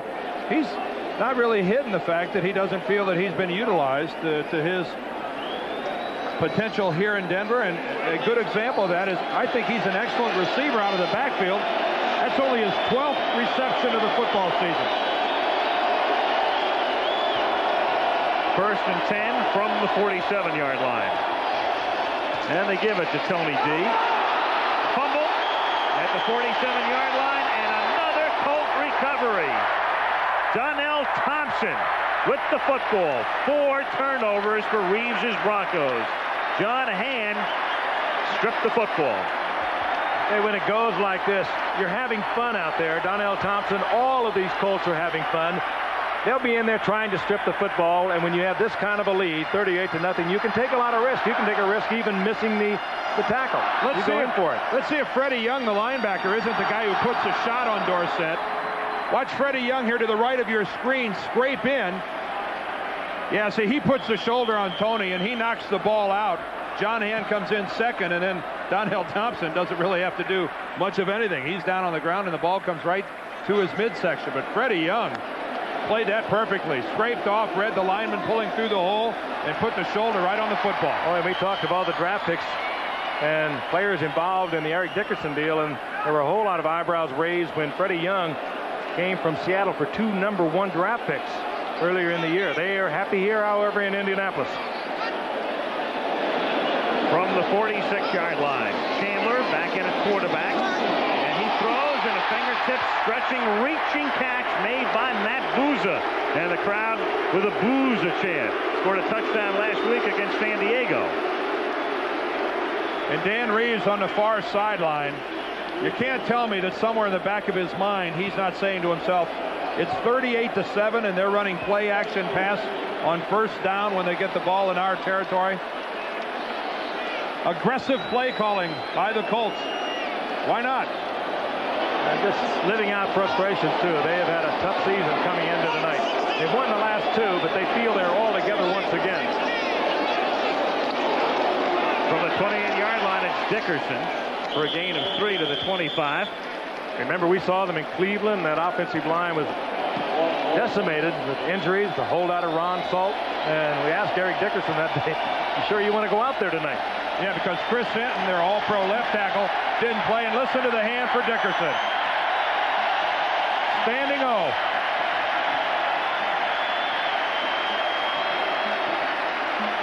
A 1,004 yards. The season just passed the halfway mark. Of course, he holds the all-time record. Only he and O.J. Simpson have ever gone over the 2,000 figure. 2nd and 7 from the 25-yard line. Albert Bentley to the 23. Bentley's a real good running back, but when you've got a fellow like Dickerson as your main man in the backfield, you're going to relegate Bentley to a reserve role. More than that, Al, he's quite a quality guy. He was on his way to what could have been a 1,500-yard season a year ago himself. All of a sudden, just 1 year ago on Halloween night, they made a trade for Eric Dickerson, and all of a sudden, Albert Bentley was relegated to the secondary role, and he gets, well, coming into tonight, only 16 attempts. Here we go with a wishbone again. Hogaboom in the game. 3rd and 5 from the 23. Looked like Barry Switzer designed the play. Bentley gets stopped after a pickup of 1. Did you see who was the lead blocker on that play? Eric Dickerson. He came out and really put a good block on Dennis Smith. And Eric Dickerson, a little more than just a ball carrier. I think we'll get a look at it. Look at Dickerson to the left here. He's going to take on Dennis Smith, and really an effective block. Kicks him to the outside, lifts him up, spins him around. Look at this. Get after him, Eric. What was he running down in SMU? Did they use a lot of wishbone? I don't think so. Not at that point. They also had Craig James in the backfield as part of the Pony Express. Biasucci's 40-yard field goal attempt is no good. Ooh, he That's a scoop. Hooked it into the woods. The only thing that hasn't gone right tonight. So he had a long streak going from inside 45. And that's a pretty good time to have it come to a halt when you've got a 31-point lead. Tough for this guy to be overly upset about Biasucci's miss. Well, he has to be so happy with the turn of the fortunes for this team. He, of course, led Indianapolis to an AFC East championship a year ago. At the beginning of this season, they had holdouts all over the place. They had injuries. They got off to a terrible start, 1-5, and they still think they can get back in it. Blecko once again. Joe's really... he's playing this one for the Jets. He's anxious. I had a nice talk with Joe before the ball game. And encroachment foul, number 73, defense. At least he's enjoying the game. You can see that this guy's heart is still in. He said where he made a mistake was he came back too fast. Came back and played 7 ball games last year, and he really thought that was a mistake, that if he would have had it to do over, he should have laid out. He should have stayed out and gotten his concentration back, got his leg in better shape, and he's playing good football for the Colts now. First and 5. Elway drops it off underneath. The catch is made by Clarence Kay, and he takes it to the 33-yard line, and a first down. Again, Elway with a lot of time, and coming into tonight, Indianapolis had not been tough defensively on passes. They were ranked 25th in the league through their 8 games, only 14 sacks. So they have not been pressuring quarterbacks thus far in the year, but they were certainly going at Elway in the first quarter.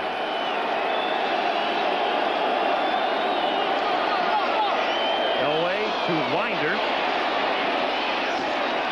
And Sammy is stopped up at the 38-yard line after a gain of 4.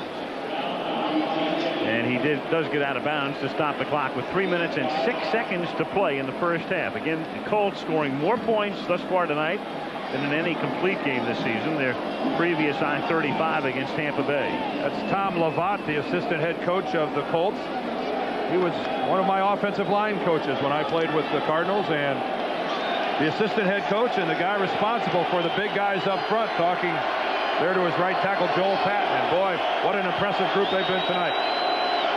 Second down and 5 from the 38-yard line as Elway has time and hits Natil. Natil looking for the sideline, and he can't get out of bounds. He does get the first down. He's dragged down by the rookie out of Maryland, O'Brien Alston, but the clock keeps running. 2:50 to play in the half.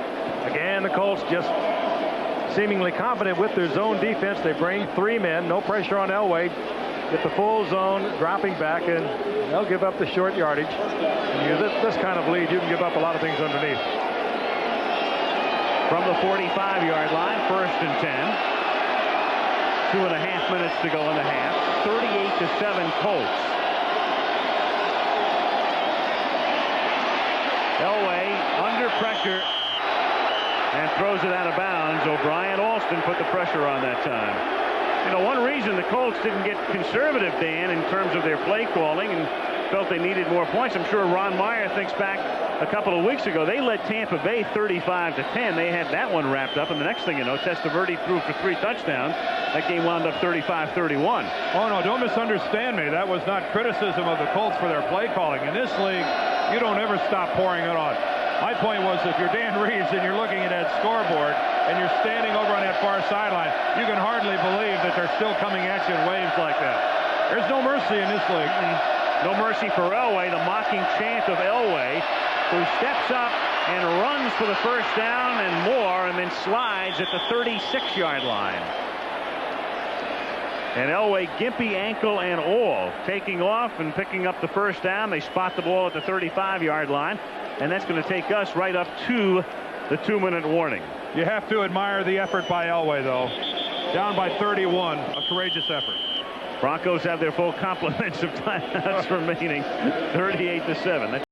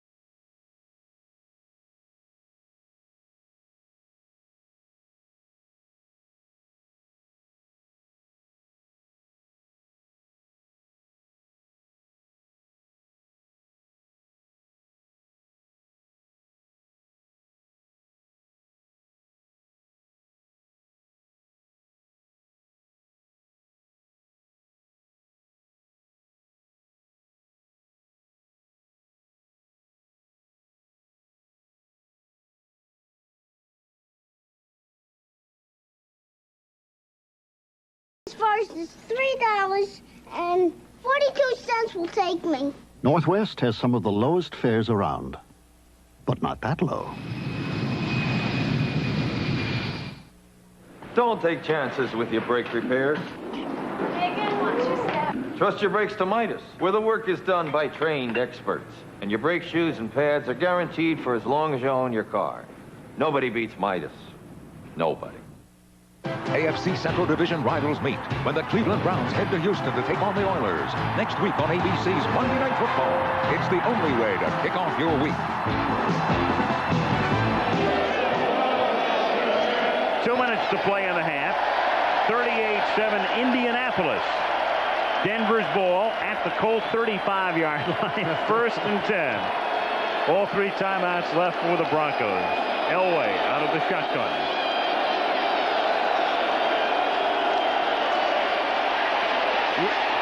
And Sewell in traffic off his fingertips and incomplete. Second down.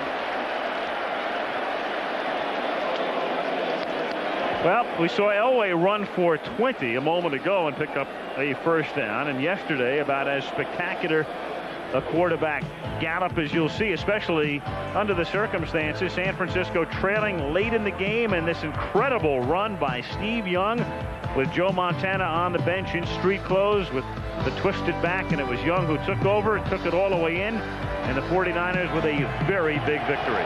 He got some great blocks on that run also. Second down and 10 at the 35-yard line. Colts jump off. Flag is down. Could be a free play. Elway going for Johnson, and it's picked off in the end zone, but you've got a penalty marker down. Chris Good. We've also got interception. I think we've got 2 flags. One was an offsides against Baltimore, but now we've got a little fight going on back at the line of scrimmage and a late flag. I mean, with Indianapolis, and a late flag thrown up at the line of scrimmage. I don't know if we're going to have a personal foul or whatever. Ezra Johnson was the man who jumped offside initially. Jerry Markwright, the referee. Head linesman is Terry Gerke. I was wondering which one of us would be the first to do a Baltimore. I'll confess to it. Double D. I've done a lot of Oaklands. It's when you start rolling, the subconscious takes over sometimes. Frank, you could have called them the Dallas Texans or the Boston Yanks. They go back We have 2 defensive fouls on the play. Offside number 90, defense penalty declined. Personal foul, unnecessary roughness against the passer, number 99 defense. First down. Yeah, Donnell Thompson is going to hit John Elway from behind after he releases the ball. And keep in mind this year, the 1-step rule is in effect. You can't take more than 1 step and hit the quarterback. And you see the hat right in the small of the back. And that's a good call. You can't hit a guy in the back with the top of your helmet. That's going to draw a flag every time.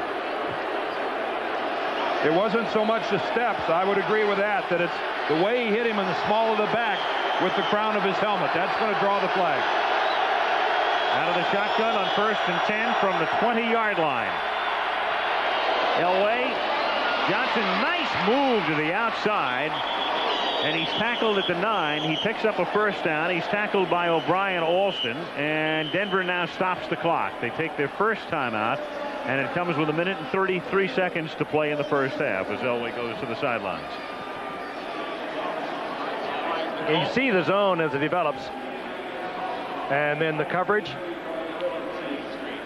And Johnson trying to get to the outside. Former tailback at the University of Arizona. Good running back. And kind of wonder what's going to happen at halftime. You know, Danny Reeves is so upset last week after the 39-21 loss to the Pittsburgh Steelers. I don't know what would a coach say to a team other than let's go back to the basics. I don't care what you do, how much we lose this by. We're going to go back. All I want to see you do is give me 100% effort. And they've been kind of warned if they don't. And Dan's reaction to this past week, that there might be some dire things happening. Well, Elway back after being injured last week and coming up at halftime on that subject. Jim McMahon live in Chicago. And Jim has a physical price to pay. A feature on that, on the injury situation and the McMahon update. And we'll get the latest from Jim as to when he figures to be back in the Chicago lineup after being hurt yesterday at Foxborough. First and goal, Denver at the 9-yard line with Natil in motion. A lot of movement but no flags, and Dorsett takes the ball to the 2-yard line. Yes, there was a flag. A flag at the 10.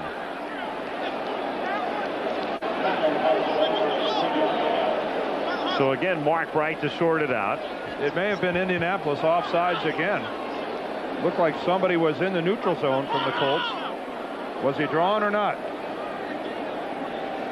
One thing about Indianapolis and Joe Klecko and the way they've got these tackles playing, they're not afraid to crowd the line of scrimmage. Unfortunately, tonight they're just being a little sloppy in doing it.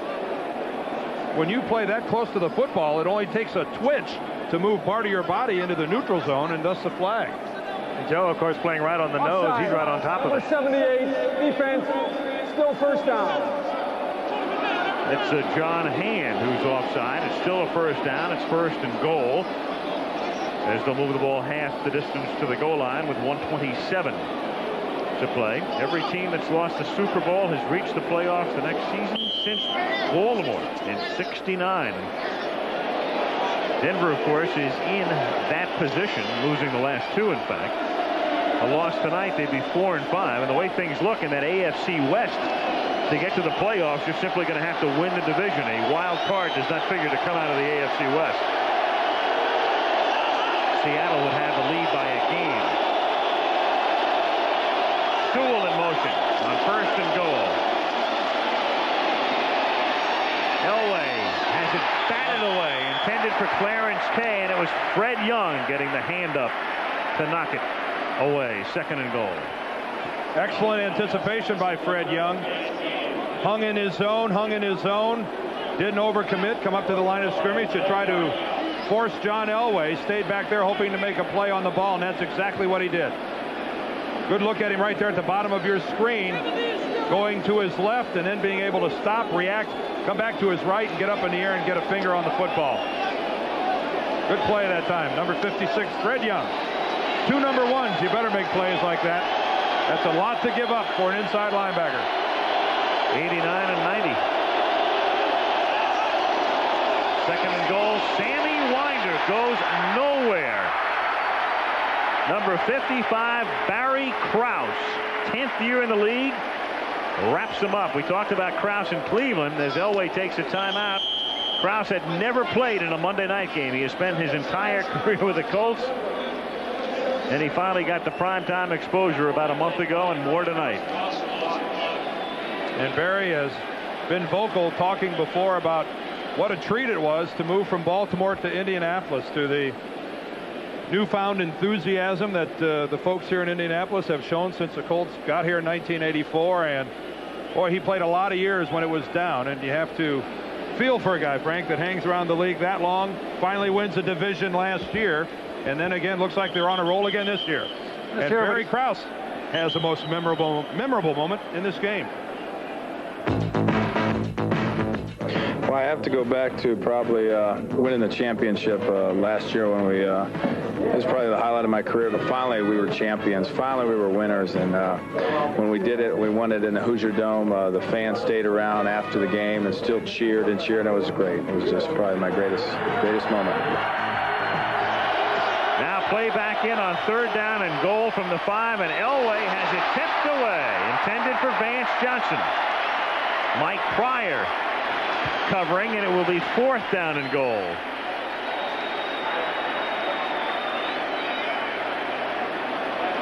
And with 1:04 and you're down by 31. You could see Dan there signal to go ahead and take another timeout. They'll talk this over. They might as well. You're not saving for anything. Yeah, you're not going to go for a field goal here. 38-7. I don't think there'd be any doubt in Dan's mind, if Elway were perhaps a little more mobile, that he would come with some kind of a rollout to give Elway an option to either put it in the end zone or run it in himself. But you just don't know, because although Elway is not limping, we do know, because he told us so, it's very difficult for him to move to the left. And when he scrambles, he goes right and left and right. Well, kind of amazing. Came up 1965 as a quarterback, and they turned him into an all-purpose halfback, did the Dallas Cowboys. Stayed around there some 15 years as a player and a coach. And that only losing season he had is. But Gary Kubiak's going to come in to hold. They are going to go for a field goal. Carlos is in there also. Yeah. Well, you figure it out. 38-7 is the score. Cut it to a 28-point lead. Yeah, they'll only be 4 touchdowns down. Yeah, right. Well, sooner or later, when you're down by 31, you will need a field goal. Forget about a fake, because the Colts have got to be thinking that also.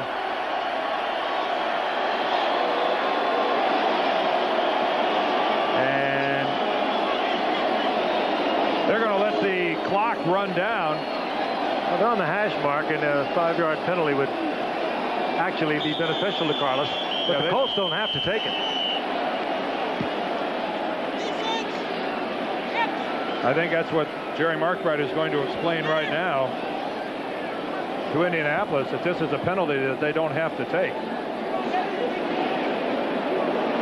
And they're going to be smart and go ahead and decline it. It really is an advantage to the kicker to be a little bit further back. You have a little better angle. It's not quite so severe an angle. Offense. Well, initially they said we'll decline it, but in fact they have accepted it. They've now moved the ball back to the 10, so they give Carlos the better angle. That's about the only thing wrong Indianapolis has done this half. Yeah. 27-yard attempt. Kubiak to spot the ball at the 17-yard line.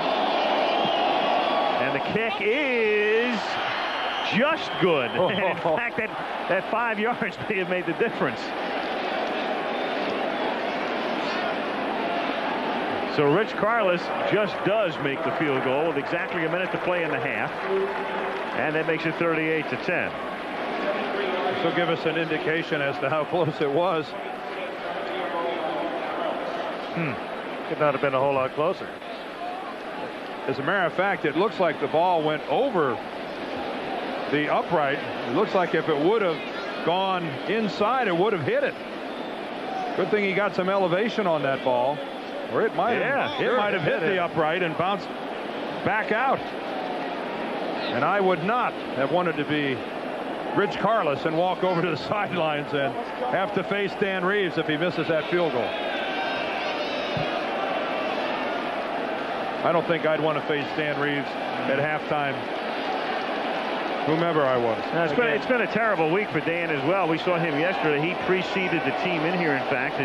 His father is ill in Georgia, and he left Denver early to spend a day with his dad, who's ailing, and we wish him well on his road to recovery. So Dan came in ahead of the team, and this nightmare first half for Denver.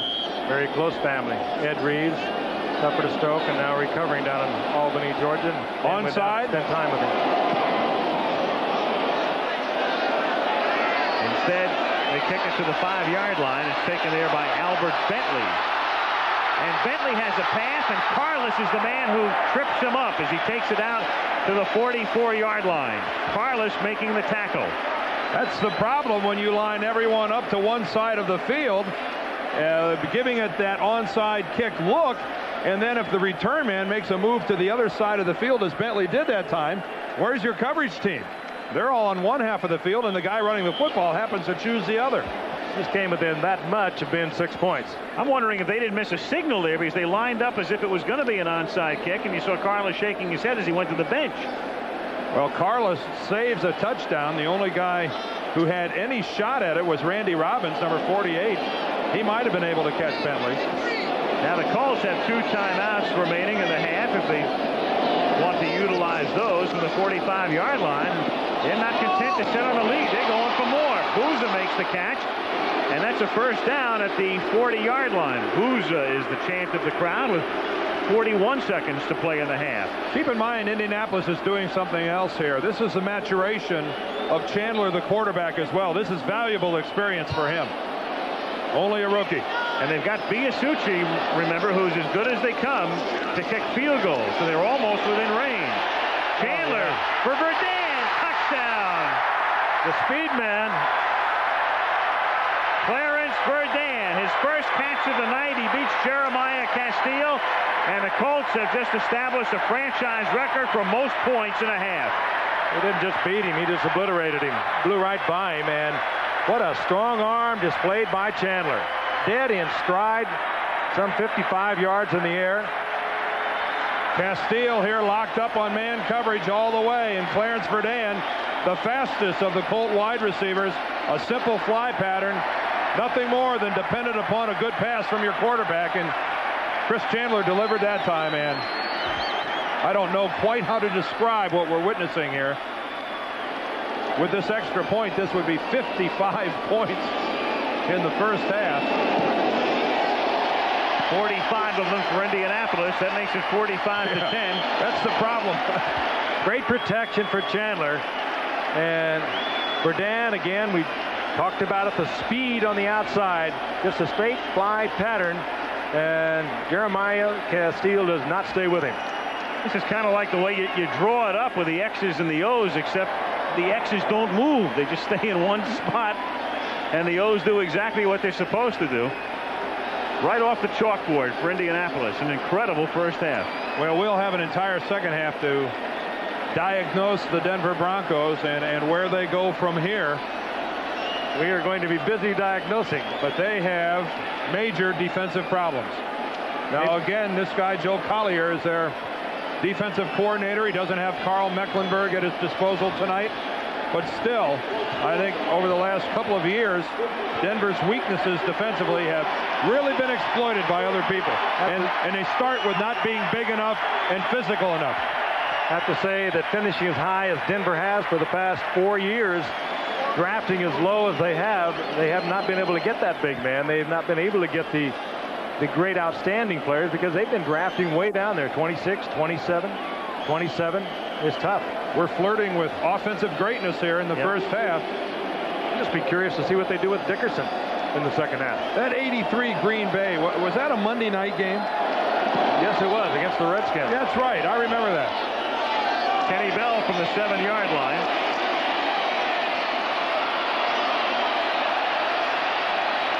Three flags make it 4. All the flags. After the 38-yard line, tackled by Steve Bryan. And I think you see the frustration starting to surface on Dan Reeves. I think he's trying to say that one of the Colts turned his back, and that's why. Illegal block. Number 95 on the return. First down. See, a lot of times a coverage player can turn his back when he senses a block coming, and that way he can draw the foul. The flag that time is thrown on Steve Bryan. Let's see if we can take a look at it. Right there at the bottom of your screen, see number 95, Steve Bryan. Against John Holt, I believe, Dan. That's number 21, John Holt, that he gets buried. Clearly a good call. Whether or not Holt turned his back and drew the block is relatively inconsequential. Dorsett after the 35-yard line, and that's the end of a dream first half for Indianapolis. A complete treat for the Colts and a bad trick for Denver on Halloween night at the Hoosier Dome. At halftime, 45-10 Indianapolis, and return to the Hoosier Dome after this message from the National Football League and a word from your local station.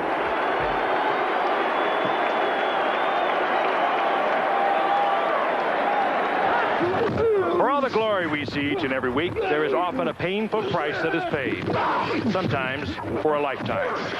That story coming up. Okay, now, when he snaps the ball to the quarterback... I've worked with a lot of little people here at the United Way Agency. But we don't want to tackle Like all volunteers here, I work without pay. All your signals. To help children learn. For some, it's learning to overcome handicaps. All right, let's go! Like Ben Drexler. Did you see that play, Ben? His parents were told he would never walk. But one of these days, my friend, you're going to be out there playing just like everybody else. What do you think? Okay, kiddo. He's 10 years old now, and after a lot of operations and therapy here at the center, Ben's walking. Someday, he wants to be able to help others. That's why Ben and his dad are my special guests at this NFL game. I'm Jerry Markbright, NFL referee, working with the greatest athletes in the NFL. But none of them has more courage or desire to make it in life than Ben. And that's why I support the work of the United Way, because it brings out the best in all of us. This message furnished by the National Football League. Across America, the vote and the voters. Tomorrow from Texas and the candidates' positions on the drug war. And back in New York, how the races run at the National Horse Show on Good Morning America. Range 5,000 in closing. All hands break for depth charge on the double. Right full rudder. The greatest event in television history. Herman Woukes, War and Remembrance, starting Sunday, November 13th.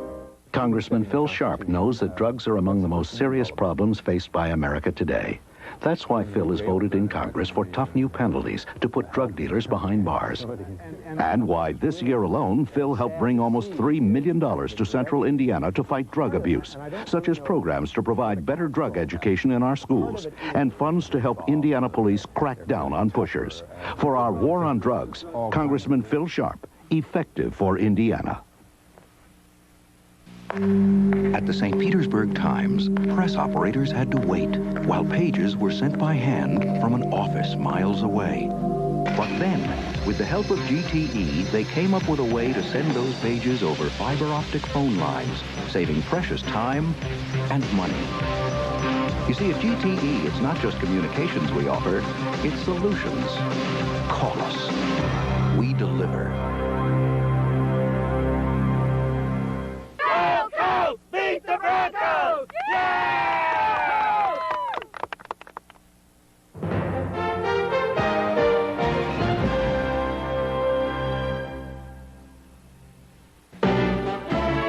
ABC's Monday Night Football. Brought to you by Tots Champagne. Experience Tots tonight. Well, if you got here late, it's not a trick by Indianapolis and not a treat for Denver on Halloween night here in Indianapolis. That is true. The Colts over the Denver Broncos 45-10. They are blowing them away. Frank Gifford along with Lynn Swan. And we've talked so much about the injuries to quarterbacks throughout the season, and there have been so many of them hurt.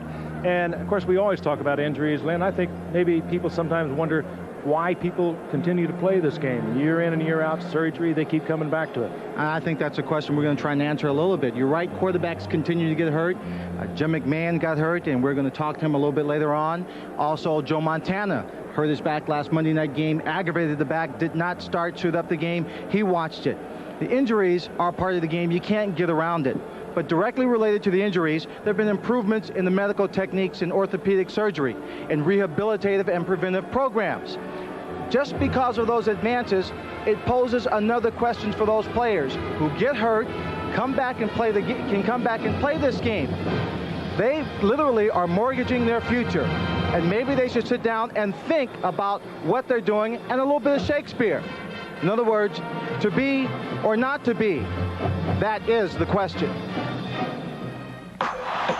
Jim Otto played 15 years with the Oakland Raiders, appearing in 210 consecutive games. A Hall of Famer, he was the cornerstone of their offensive line. Hall of Fame and championship rings, a pool, a comfortable house are some of the tangible evidence of a successful career. The physical evidence are the scarred knees that limit his life each day.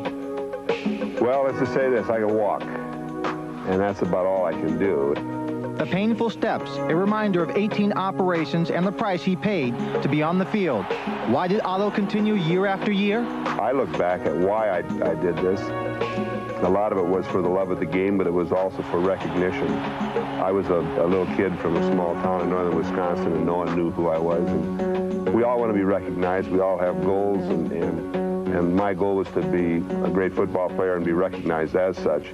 It's taken us a while to get used to him, the way he runs his deep routes. He's got so much speed. He's working hard, and he's good hands. He doesn't miss the ball. Made some great catches today. And as long as we have that threat along with Herschel Walker, you know, we're going to move the ball pretty well. Recognition came quickly for Mike Sherrard. Drafted #1 from UCLA in 1986, his future promised stardom. The promise was broken when Mike broke his leg in training camp in 1987. 2 surgeries followed, placing screws in the plate over the break and then removing them.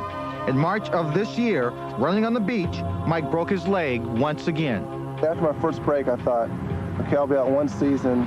It's not going to be that tough. It's a challenge, but it's not that big of a challenge. The second time, you know, I just thought, geez, you know, when's this ever going to quit? When's my bad luck going to end? Rehabilitation can be a slow and sometimes painful process. It also allows one time to think and reevaluate priorities. I want to get back into it, but if it winds up that I find it's going to be too risky to play, you know, I'm not going to play. You know, my goals in life are to have a long, healthy life, and I don't want to live life limping and going through all that.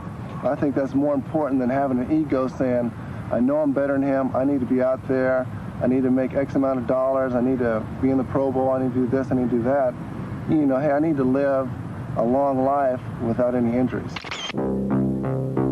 Protective knee braces have become a part of all-pro tackle Joe Klecko's armor. Klecko has made the Pro Bowl playing 3 different positions on the defensive line.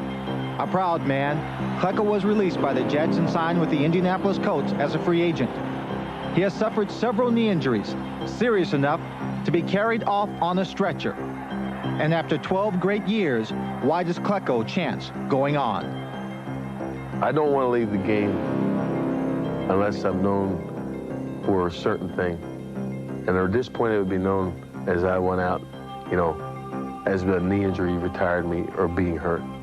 Many times, doctors have said that to me about when you're 50 years old, you're not going to be walking, or you won't be able to walk correctly. I guess I am maybe a little bit more hard-headed of it, or tougher on myself about it because of the pain and the anguish that you go through wanting to do and wanting to be still.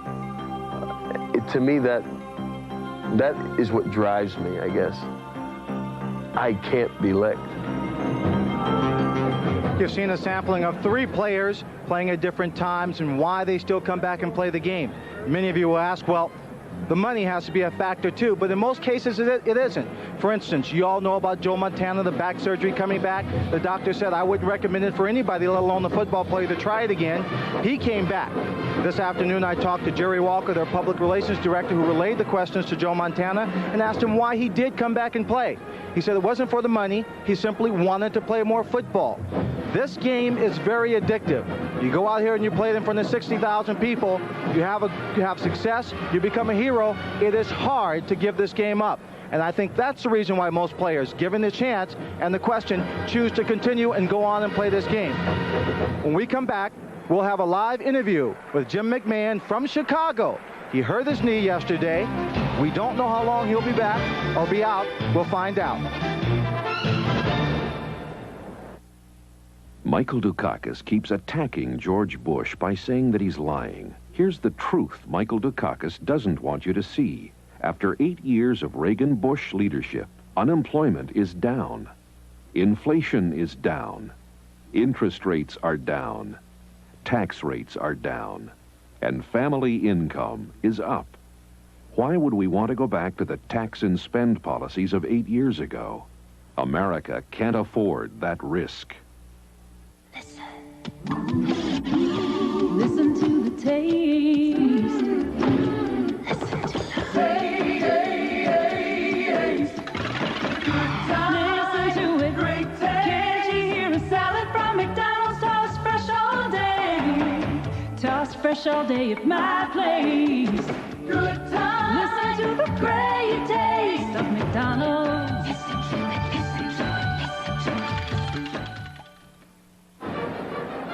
Still another quarterback yesterday, Jim McMahon. Mike Adamle is with Jim McMahon in his Northbrook suburban home just outside of Chicago. Mike, take it away. Well, Frank, in yesterday's 30-7 loss to the Patriots in Foxborough, Massachusetts, Jim McMahon went down to a knee injury in the second quarter. There were fears last night that perhaps Jim would be lost for the entire season. I'm with Jim right now, and there is good news today. Jim, you saw Bears team physician Clarence Fossier. They scanned the right knee, and what was the prognosis? Well, they were worried about some torn cartilage along with the stretched ligaments, but as it turned out, there is no tears in the cartilage. Everything else is pretty much intact. The ligament is definitely stretched to the point where I'm going to be out probably at least 4 to 6 weeks, and hopefully I'll be around towards the end of the season. We have footage of the play in which you were injured. Perhaps you can take us through it. Well, what happened, you know, I just tried to step up in the pocket and get rid of the football, and somebody came down on my right knee and once he did come down on it, he didn't let it go. Actually, he grabbed my leg and twisted a little bit more towards the end of the play. And I think Coach Dickey is sending that film into the league, and we'll see what's going to happen with it. You think that's warranted on Mike Ditka's part? Well, I didn't see the film today. I was at the doctor's office, but you know, they said it was pretty blatant. So you know, we'll find out what happens. Jim, you saw the feature with Joe Klecko and several other players about pain. Have you, with all the injuries that you have suffered and all the comebacks that you have made during your career, have you ever given any thought seriously to perhaps retiring? No, not really. I think back in '84 when my kidney was, I had my kidney lacerated, a doctor came in on a Tuesday night and was going to give me a transfusion. They were going to take my kidney out, and I would have been through in '84, but somehow it stopped bleeding and it eventually healed, and I never did doubt that I would come back and play football. I love playing the game. You know, I could have retired then and been a wealthy man with insurance, but I enjoy playing, and I can understand these guys' points, but I think why all of us play is I don't think it is the money. I think we love playing the game and we love being around the people that we're around every day. I think that's the thing everybody misses is the nuts that you hang around with for 10 or 12 years. And I mean, these guys are fabulous, and I enjoy being around them. Okay, Jim, I know that the Bears are happy to have you back before the season's over. Frank, I know you would like to wish Jim McMahon well, but perhaps it's fitting on this Halloween evening to wish Jim a little bad luck. He said that last night, maybe with all the injuries that have happened, bad luck is the way to go as opposed to good luck. That's our story here from suburban Chicago. Back to you in Indianapolis. Frank? Thank you very much, Mike, and I don't think anyone could have said it better. We all know exactly what Jim McMahon said. It's the game, it's not the money that's involved. Okay, we'll be returning for the second half kickoff after news about an ABC show and then news from your local station. Wednesday, Mike moves out. Can I see where Mike used to sit now that he's history? Sure, why not? Great. Please don't go fishing. Growing pains. Then it's off to Russia for the ultimate field trip. Do you know what a nerd is? No. A special hour-long head of the class. And I'd opened up an entirely new and exciting chapter in my life as an adolescent. it's the Emmy winner you just can't resist. Don't miss The Wonder Years, 3 great comedies, Wednesday. This is a WRTV Channel 6 News update. Good evening, everyone. The game safely underway now, but earlier tonight it was a rough ride to the Hoosier Dome for the Denver Broncos. On I-465 near 56th Street, the team bus and his police motorcade encountered a slow-moving car in the left lane. Sheriff's deputies say that the lead motorcycle officer signaled the car to move out of the way. Instead, though, it stopped. The motorcycle hit the car, and then the bus hit the motorcycle. Fortunately, though, no one was seriously hurt. Well, so far it has been a good night for local trick-or-treaters. Many parents and their hobgoblins took advantage of the free Halloween parties at local fire stations. Over the past 5 years, those parties have cut down on incidents of treat tampering. The last time that Indianapolis was on network television on a Halloween night was 25 years ago. That night, it was truly a nightmare come true. 77 people died in the explosion at the Coliseum. We'll take a look back tonight on the news. And you will see the end of a Halloween tradition. The city's favorite vampire is off the air. However, tonight, Sammy Terry is still out in his element. Well, no devilish signs out in our weather department, at least. No, nothing really scary there. It'll be a little bit cool for the next couple of days, but then eventually we'll get a warming trend going later on this week. Now, you may have noticed around sunset this evening some clouds rolling in from the west. Well, take a look at that weather system as it moves right on through, just zipping along, so it won't affect our weather too much. Here's my forecast the rest of tonight. We'll see skies more or less clearing up later on tonight, and it will be getting cold down to about freezing early in the morning. Then during the day tomorrow, kind of a mixture of sunshine and clouds. Some of those clouds might have a few sprinkles, but no real problems. And maybe a little hope for Indian summer later this week. Right, 60s. Okay, thank you, David. Well, the candidates have been at each other on the campaign trail. We'll tell you the latest exchange, and of course, we'll wrap up the best of tonight's treats from the Hoosier Dome. Join us for Channel 6 News after the second half of Monday Night Football. See you then.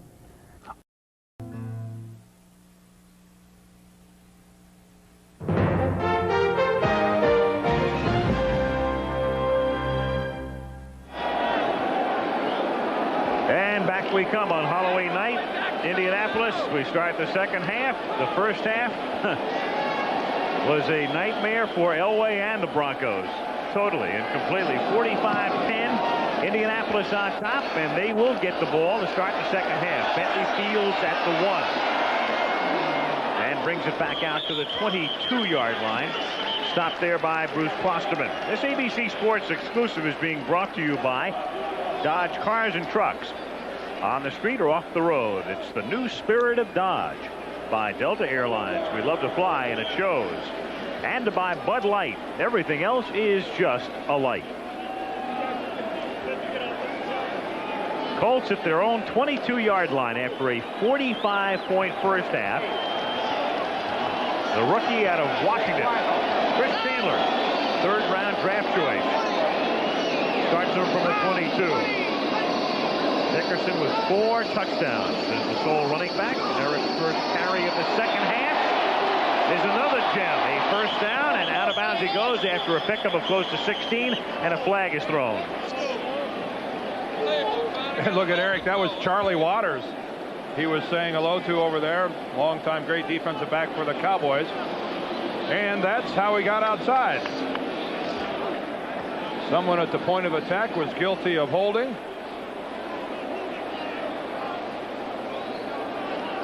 Might have been the tight end. Number 64, offense. First down. It was Ben Hutt, the right guard. We had one question answered right away as to how they are going to use Dickerson. And I think they're probably just going to stay with their ordinary game plan, even though they lead 45-10, particularly with a young quarterback. They want to work this young quarterback. He is their future, they feel. So they don't want to get merciful with somebody who can really use the on-the-job training. First and 20 from the 12. This is Bentley, and he's tackled by Harden. Harden came up from the secondary. Harden last week, he was one of the few Bronco defenders who had a good day. The problem is when your free safety makes a lot of tackles, you know you're having a bad day defensively. Mike Harden, one of the hardest hitting defensive backs in the league. I think all of us remember the hit he put on Steve Largent earlier in the season. It drew a fine from the commissioner. But Mike Harden, a clean ball player. All of us remember the hit that Bo Jackson put on Harden last year when he ran over and threw him for a touchdown. Bo was back yesterday stomping around. Sometimes you give it, sometimes you receive it. Second and 18 from the 14-yard line. Pump fake. And then the open man is found at the 31-yard line. Making the catch there is Matt Bouza. Short of the first down by a yard. It'll be 3rd and 1. Boy, another sign of maturity on the part of Chandler. He was looking all the way to Brooks, who ran a square out and down. He ran it right into a zone defense. He was not open, and Chandler did not panic. Looked off, found the secondary receiver, and gets the first down out of it. You'll see it right here now. He is looking to the square out and down. Brooks, you'll see him come into the view. And they pick up Brooks. He checks off right there. And Bouza, wide open. Good work by the youngster. Still the key to that play. He had 7 seconds to throw the football. Shotgun now. Here's Hogaboom, or it's the wishbone, and not the shotgun, as Wansley carries for a first down to the 33-yard line. And if you joined us late, this is a formation used by Indianapolis last week against San Diego. In fact, the only touchdown of the game was scored out of the wishbone formation. And tonight they went to it early and with some frequency in the first half. I would have to think that the only guy that wouldn't be overly thrilled about this formation would be Eric Dickerson. I mean, he's certainly made it well known over the course of his career that he'd prefer to take the football out of that tailback position. Dickerson swings to the outside. Doesn't matter where he takes it or how. He gets to the 50-yard line. I don't think he minds it as long as they don't use it as a base formation. Actually, this week he said it's not bad because it's unique and it's different and it gives them some more options. Well, look what they did with it that time. I mean, they didn't run it like a classic wishbone in the sense, watch Dickerson gain depth. And when he takes that pitch, he's still a good 6 yards behind the line of scrimmage. So they're lining up in the shotgun. I mean, in the wishbone. Now you got me started with shotgun. They line up in the wishbone, but really, in essence, they're getting Dickerson the same way they'd give it to him if he was in the eye. Who's that, Baltimore or Denver? I think it's Indianapolis. All right. Out of the shotgun. From the 50. First and 10. Bentley. Looking for a first down, and he gets it. Out of bounds he goes at the 38-yard line. Gain of 12 with 11:43 to play in the third quarter. Dennis Smith just off the injured list, coming up to make the tackle. Came back from a severely pulled hamstring. Dennis had a tough year last year. Suffered a broken arm, had all kinds of problems, missed all but 6 games. And he's just come off missing 4 with the hamstring. Colts at the Broncos 38-yard line. Opening drive, second half. 45-10, Indianapolis. And Chandler goes to the right side and winds up hitting the tight end. Mark Boyer, who is pushed out of bounds at the 33-yard line after a gain of 5. It'll be 2nd and 5. You really have to be impressed with Chris Chandler. I think he has just operated admirably tonight. He's been under control. Of course, he's got the big lead early, which is a plus, but still, he's thrown the ball with authority. He runs a good huddle. That's one of the things that the Indianapolis coaching staff likes about Chandler, is the fact that he's a very aggressive and very intelligent young man. I want to tell you a little story about their playbook after this play. 2nd and 4 from the 32. Bentley gets across the 30. It'll be 3rd down and 1. Talking to Jim Irsay today, the general manager of the Colts, and he was telling me a story about Chris Chandler. He had a holdout about a week and a half long before he reported to training camp. And his first day in camp, they sit down with him and say, well, it's going to be a long road to get you back into where you know what's going on here. And they start going through some things. And here he had memorized the entire Colt playbook. And when they give the psychological testing to the rookies, Chandler had scored higher than anyone the Colts had ever tested before. The only thing he hasn't memorized to this point is the wishbone, because here's Hogaboom back into running on 3rd down and 1. Off the fake, he keeps, and he looks like an Oklahoma Sooner as he takes it to the 27. You know, it's surprising that they don't use Chris Chandler as the wishbone quarterback, because he's a fine athlete, even though he didn't run that much of it. When he was at Washington, he didn't run any of it at Washington, but in high school, Everett Washington High School, he lettered in baseball, he lettered in basketball, track, was on the golf team. Superb athlete. You know, when Gary Hogaboom had those exciting years in Dallas, I don't think he envisioned his career coming down to running out on the field to run the wishbone. No, I don't think he envisioned it in Indianapolis. Indianapolis averaging a first down every first down. 11.6 yards from the 27. It is batted and then caught by a lineman at the 30-yard line. And that's an automatic penalty. Yep.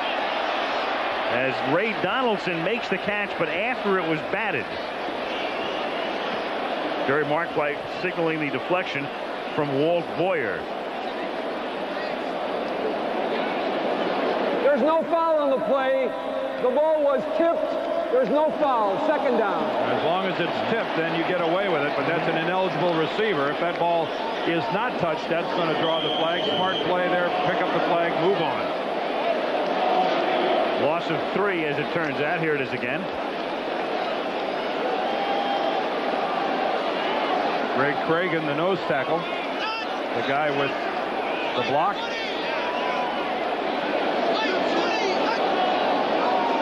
Second and 13. Here's Dickerson. And he's wrapped up by Cragen after a pickup of 2. Indianapolis has had the ball for the entire 3rd quarter to this point. 9:25 to play in the period. They lead 45-10.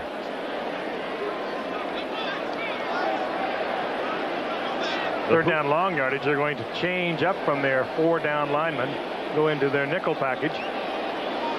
And this is still not a bad time. You have an Eric Dickerson. One thing you can do, even in this situation, you can run an Eric Dickerson. He's that kind of weapon. 3rd and 10. Dickerson, a sole setback. And they do run him, and he exploits the hole, and he gets to the 12 for a first down. Simple trap block when Denver is thinking pass, 3rd down and long yardage. When you have this kind of weapon, just slide it to him. Good looking play that time. The right side of the Indianapolis line shows pass. Watch 64-65. Hutton Patton set up, and then Chris Hinton, the left tackle, pulls on the trap. And that kind of a blocking scheme thoroughly confuses Denver, and Dickerson just explodes through that huge hole. You don't do it unless you have somebody like a Dickerson. A Herschel Walker, the Cowboys love to do it. What acceleration. I mean,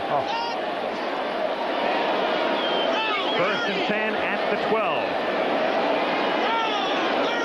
Bentley is the running back. It's dropped by Chandler. He picks it up, and then he gets tackled by Ryan back at the 14-yard line. Loss of a couple. It'll be 2nd and 12, and the Colts taking the opening kickoff here, and they have now had the ball for almost half of the period.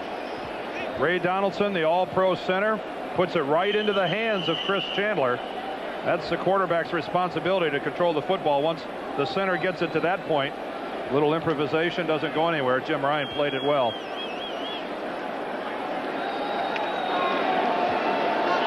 Second and 12 from just inside the 14-yard line. Donaldson, one of 6 Colts to go to the Pro Bowl last year.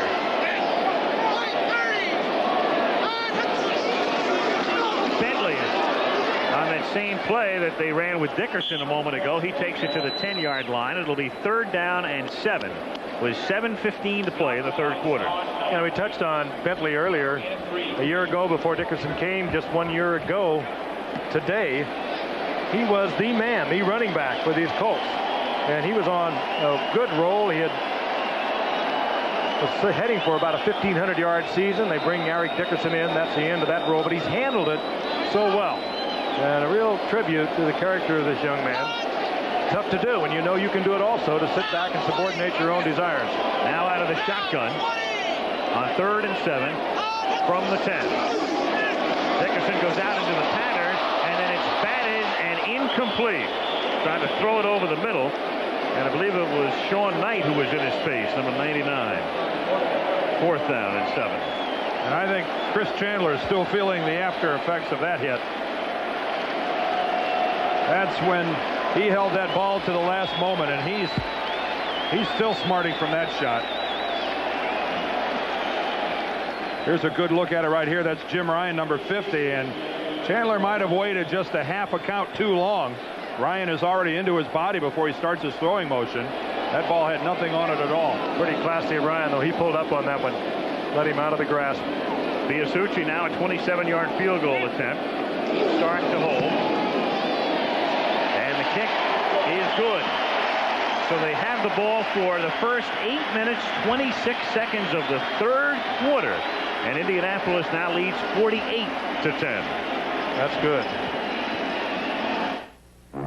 The art of investment and financial security requires painstaking preparation.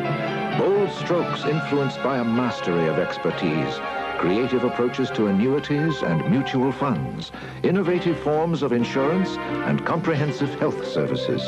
As one of the strongest diversified financial experts, we have the capabilities to turn the business of investment into an art. The Travelers. You're better off under the umbrella.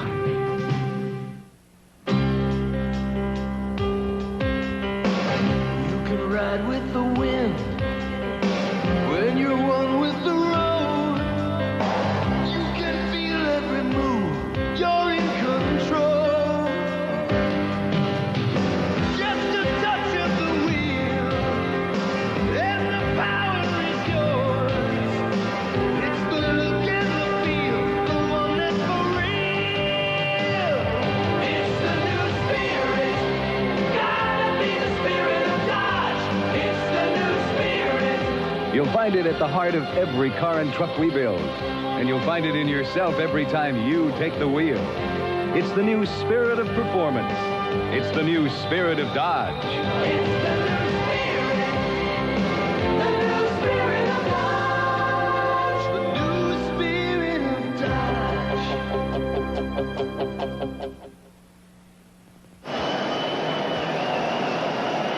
48-10 in Indianapolis. What a couple. You're versatile, Al. You're everywhere. Everywhere. Works the booth, the field, hotels, whole thing.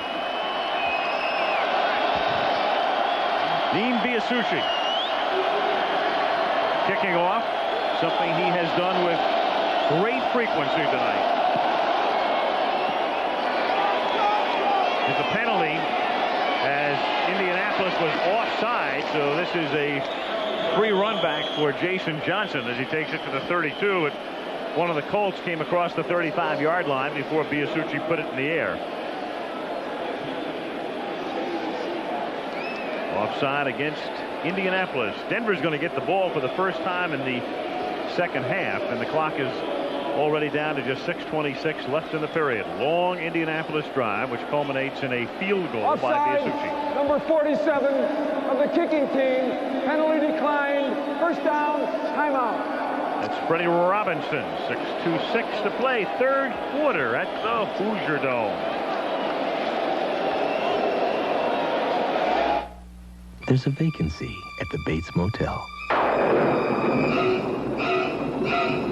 Norman, is that you? No, it's Spud McKenzie, and it could be you. Look for this display and enter Bud Light Psycho Sweepstakes to win a Bud Light party with Spud McKenzie at the Psycho Mansion. You could even get a mug like Spud's at participating retailers. Wow! That Spud is so cool, it's scary.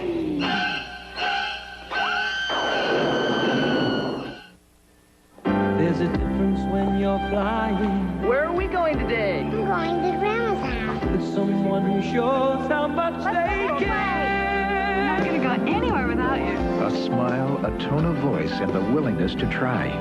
When you love to fly, it shows.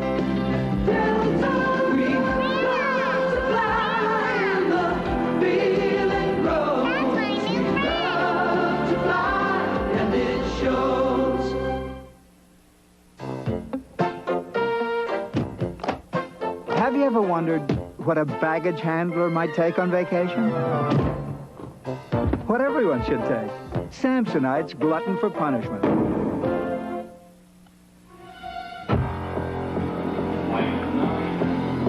Get Samsonite's Glutton for Punishment, because no one knows what goes on behind closed doors. Bernie Kosar is back. Cleveland's star quarterback leads the Browns in a key battle against division rival Houston on ABC's Monday Night Football next week. They are out in force in Indianapolis on what's been a real holiday in this town, Halloween night. And their team leading 48-10 is Sammy Winder on Denver's first offensive play of the second half. Takes the ball out to the 36-yard line. Who dat? Another end zone. 60,000 of these masks they produced here in Indianapolis. They've been planning this for months. We have been hearing about it. But what a festive occasion. And Dan with glasses so we can there he is. see the game. That's without the bridge work. 2nd and 5, Denver from the 36-yard line. And Elway throws over the middle, and the Teal makes the catch and is close to a first down as he gets to the 42. And the Euchre seats.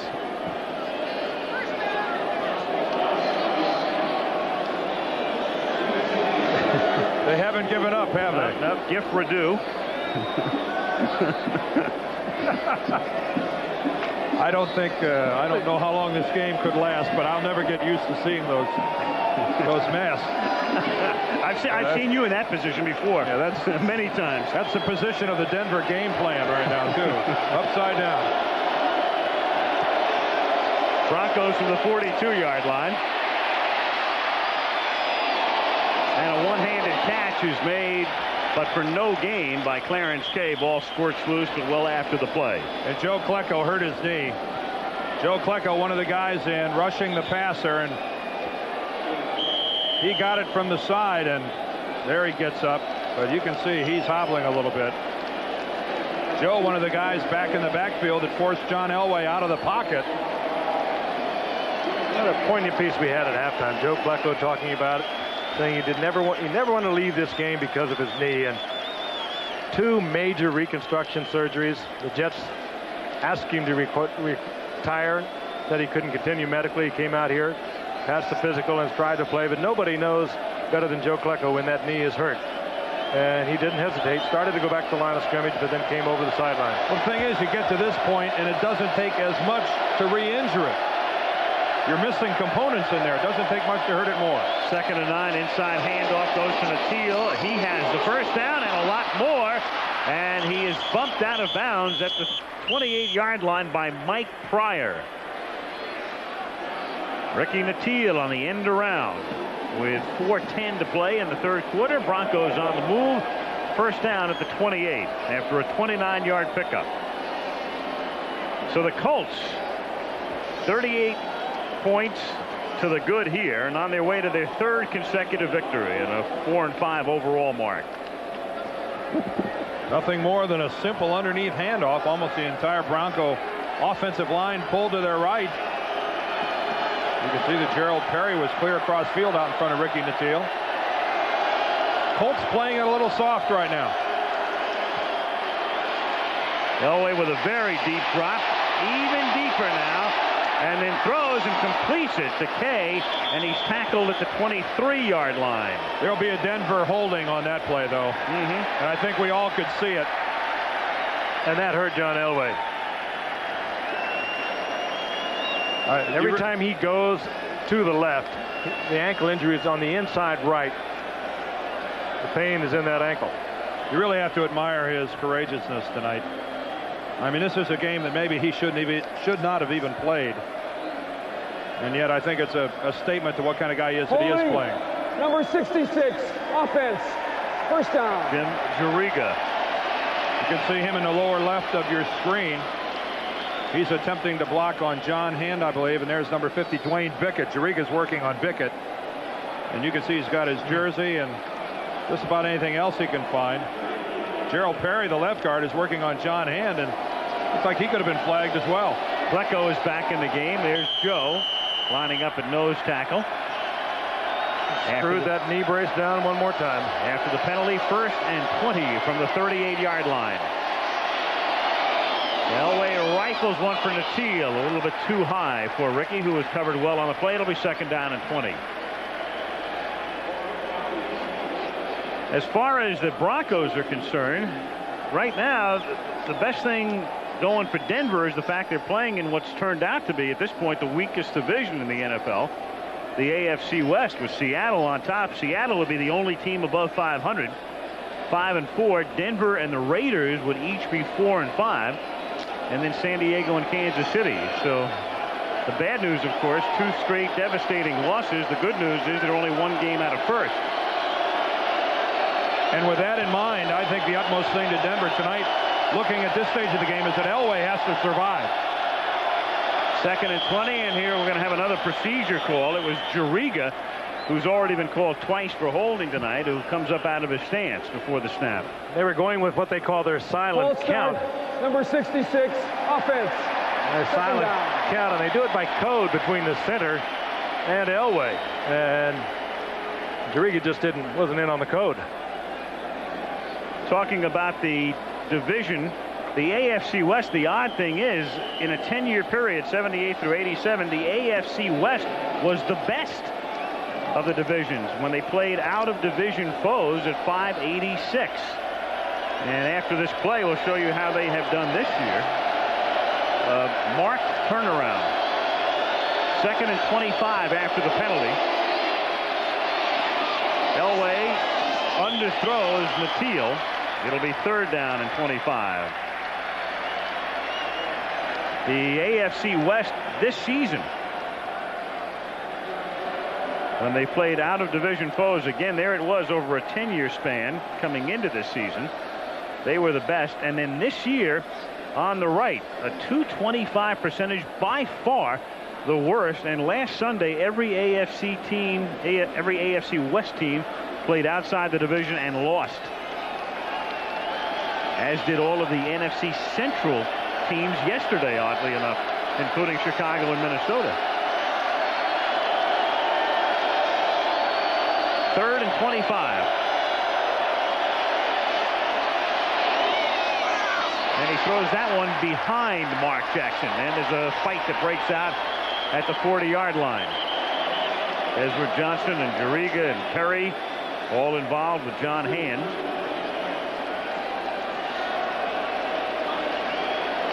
Well, this is more often than not the time in a football game where you're going to see tempers get out of hand. The Denver Broncos, 2 times they have won the AFC championship the last 2 years. I mean, you don't need me to tell you that this is a team with a great deal of pride. And here they are getting their noses rubbed in it, 48-10. I don't think anyone can blame anyone in a blue helmet tonight for being a little hostile with what's happening. If you've got any pride, you're going to fight back. Mike Horan to kick. He angles it for the near side. And a fair catch is made and a penalty flag is thrown. Mike Pryor makes the fair catch at the 9-yard line, and the flag went down back up at the 20. A lot of penalties tonight.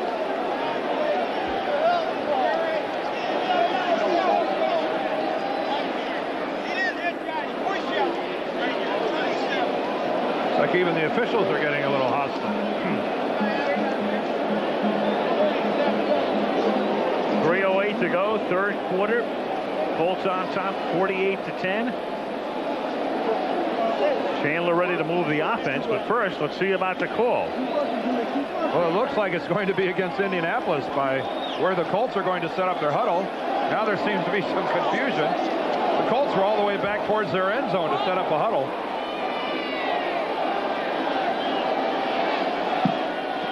And Jerry Markwright is trying to get it sorted out. Face mask foul, number 38.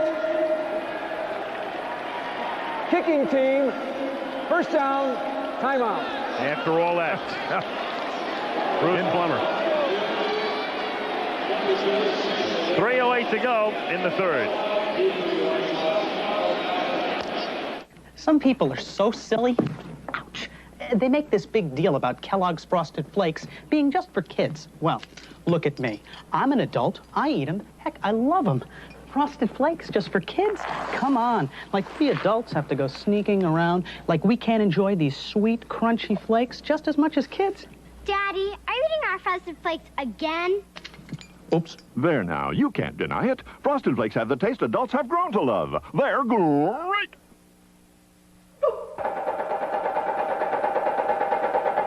What dry was. What dry will be.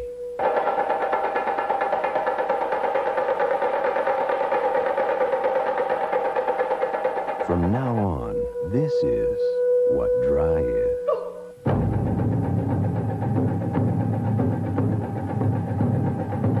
Coming November 7th.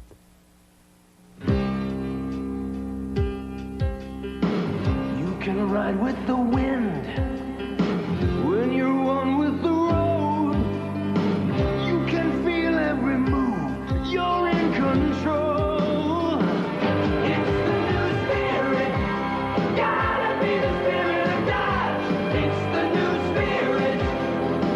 The new spirit of Dodge. The new spirit of Dodge. 1 week from election night, ABC News assembles its team to assess the 88 vote. Jennings, Brinkley, and the best political team in the business. An ABC News pre-election special Tuesday. Chardonnay's mother on the left there. And Chardonnay on the right. Don't worry, that pup has got a commercial. He's doing all right. Dry sack. Stands up to the ice. From the 15, Albert Bentley out to the 17-yard line. Something to do with carpet cleaning. Yeah, right. In a major way. Which leads me into this Nightline promo. Perfect Tonight, segue. Right. Campaign 88, whether Bush or Dukakis, how much difference can a new president really make? Jeff Greenfield talks with 2 men who wanted to be elected president this year, Senator Al Gore and Congressman Jack Kemp on Nightline. Following your late local news. Eric Dickerson, he could be done for the night. 2nd down and 7. We could be also. 48-10. We know you are. At the 18. Swings it to Bentley, and Bentley takes it to the 21-yard line. It'll be 3rd and 4. Randy Robbins in on the tackle. Bentley will have a chance to be busy tonight. We talked about him earlier. Fine running back. Good receiver, too. They use him that way when they had the opportunity to put the two together, but he had to take the back seat when Eric Dickerson came a year ago, and he's handled it very well. Just tough to do that. I wonder how often Jim Irsay's phone has been ringing, inquiring as to the status of Albert Bentley, whether or not the Colts might be interested to trade him. There's Jim Irsay, the general manager of the Colts. You'd have to think that there are some teams in this league that could use an Albert Bentley as their primary guy. Sitting by 2 phones as we speak. 3rd down and 4. And Chandler hits Brooks for a first down. So the rookie out of Washington improvises, finds his man, and they keep the ball. Have it out at the 35-yard line, first down. He's growing up. We've told you that he's a fine athlete. Has scrambled well in the past. Has done so on several occasions here tonight. So much for Dickerson being done for the night. He's back in there. And he's back in there because they're going to bring Hogeboom into the game. And maybe run a little wishbone here for a while. Well, how serious do you think Ron Meyer is with this wishbone? And you know what they're doing? There's Willie Tullis. How serious is he? That's a cornerback. Willie Tullis, who's going to be the quarterback. He ran some wishbone in college, and they had him practicing as he gives to Wansley. Last week, he had hoped to come into the game last week in San Diego, but didn't. And here's Meyer giving him his chance in prime time. One play in prime time, but he was a quarterback at Troy State, those many years ago, 8 to be exact, and a good running back. When he first came into the league, he was an excellent return man. How great is this? My moment in the sun. Yeah. Well, they tell us. He says, hey, Coach, what's my quarterback rating right now? Well, if I was going to play quarterback in this league, I'd like to do it with a 48-10 lead. Yeah. With Eric Dickerson behind me. 2nd down and 8 from the 38-yard line. Catch is made for a first down by Mark Boyer. He takes the ball into Denver territory to the 47-yard line in the waning seconds of the 3rd quarter. How great is that for Tullis, though? Can always say he played quarterback on Monday Night Football. Well, you look at Denver and the problems they're having. I'll tell you, it's tough coming up. They got Kansas City at home. Then they have Cleveland. They have New Orleans. They have the Rams, the Raiders, Seattle. They also have New England for their grim prospect. There's Willie, all smiles. He's thinking about applying for a scholarship at Oklahoma. 4th quarter coming up, 48-10. Back after this message about an upcoming show on ABC and a word from your local station. George Siegel, one hardened detective who stumbled onto an extraordinary body of evidence. Tell me they have that in the life they're coming up. Build a church with my bare hands. It's Murphy's Law, Wednesday. I gotta get out of this racket. The stuntmen who make it happen. Join host Christopher Reeve and some of Hollywood's biggest names when they gather for a salute to the world's greatest stunts Thursday. 25 years ago tonight, the night the Coliseum exploded. We'll take a look back. And it is the end of an era for a Halloween legend, favorite ghoul Sammy Terry. Join us after the ball game. Indiana plants close because of unfair foreign competition. Hoosiers lose their jobs to foreign companies. John Mutz's solution? He actually gave $55 million of our tax money to one Japanese company. That company then gave many of the best jobs to Japanese workers. And guess who the prime contractor is? Right, a Japanese company. John Mutz gives our tax money to Japanese companies. Evan Bayh will put Hoosier businesses first. In Washington, you can hear the experts. But if you really want to know what is happening to average citizens in Indiana, you've got to get out and talk to them. Well, so I go out to the schools and see what's happening in education. I get into the factories and see what we need to do to be competitive. I feel like I owe it to the people to be there listening to their concerns, because each of them is just as important as any other citizens in this country.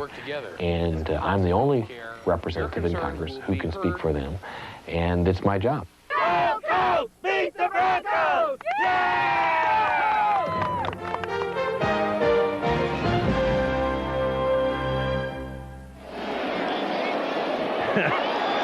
So we start the 4th quarter in Indianapolis. Bosworth is here, huh? noted author.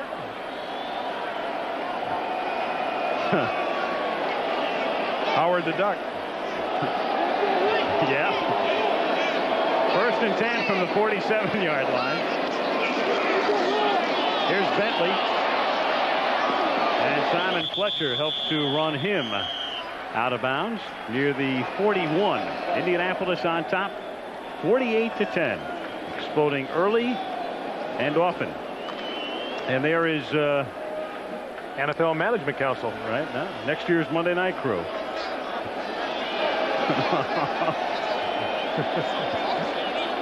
Hey, there it is. Oh no, that's an interesting montage. And that's right. Thank you for making everyone ill with that last shot. We're going to eat there after the game, you know. 2nd and 3 at the 40. Bentley, and he gives it to Verdun. And Verdun gets a block and runs out of bounds at the 33-yard line after picking up a first down. Rulon Jones, and it's the first time we've called his name tonight, ran him out of bounds. One thing about Clarence, once he got towards the sidelines at 5'8", 163, you notice that he plans on playing in this league for a while. He stepped right out rather than trying to challenge Rulon Jones. Hardly fault him for that decision. Came from the Redskins, kind of ideal. They like that size. Indianapolis was able to make a trade in the offseason for Verdun. He really represents what speed they have on the outside. At the 33-yard line. Fake to Bentley. Chandler takes off and slides down at the 25-yard line, a little bit short of the first down. Chandler went down just to keep that clock moving. He could have run out of bounds, stopped the clock, and he went down just right at the sidelines and stopped the clock. Well, UCLA will try to rebound. They're now number 6 in the nation after their upset loss against Washington State, taking on Oregon or Minnesota, Michigan. The second game. Minnesota against Michigan, huh? What is that? My friend over here with this. He always carries his little Michigan fight song with him. To the strains of Hail to the Victors Valiant, huh? 2nd and 3 at the 25-yard line.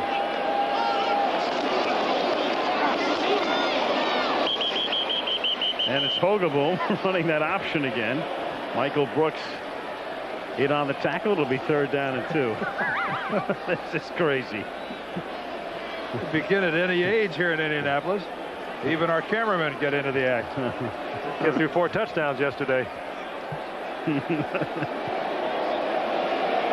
Yes, I've gotten a few letters reminding me that Michigan has not yet won the Roses. They still have to play, what, Illinois, I guess, Minnesota, Ohio State? On 3rd and 2, George Wansley is short of the first down, and it means we'll possibly take a look at Biasucci, even though the crowd wants Indianapolis to go for it. They look over toward the sideline, and they will go for it on 4th down and a yard at the 24-yard line. Why not go for it? The way the Indianapolis offensive line has dominated this football game, it doesn't look like a yard is going to be all that tough to pick up, the way they've been manhandling the Denver front 7. Not when you have a 29 in there. Out of the wishbone. 4th and a short 2. Option, Bentley, 1st down, and a 1st and goal to the 5. Boy, that was pretty. I really have mixed emotions here.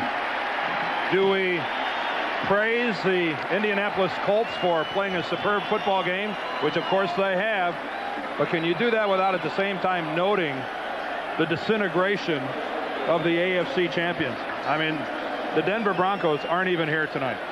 And it's not just tonight. We'll go back the last 3 games. They gave up 246 yards, 5.1 average against San Francisco rushing. Atlanta had 174 in the ground. Pittsburgh 256.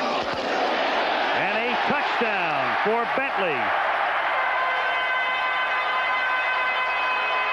You can't let a team totally dominate you on the ground, as the Broncos have certainly the last 3 games and throughout the entire first half of the season.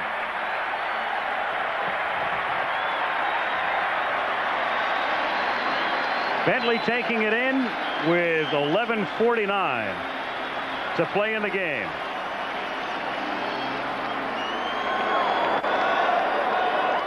And Dean Biasucci to boot it through, and Dan Reeves will take the flight home with his team tonight, try to regroup. Boy, it's a tough few games coming up. Yep. And next week, Kansas City goes to Mile High, but then they've got Cleveland, at New Orleans, and the Rams. Back to back to back. I know last week the Broncos didn't even watch the films of their defeat by the Steelers. Heaven knows what they'll do with these films. Wow, that touchdown has turned the Hoosier Dome into a giant primal scream room. I love it.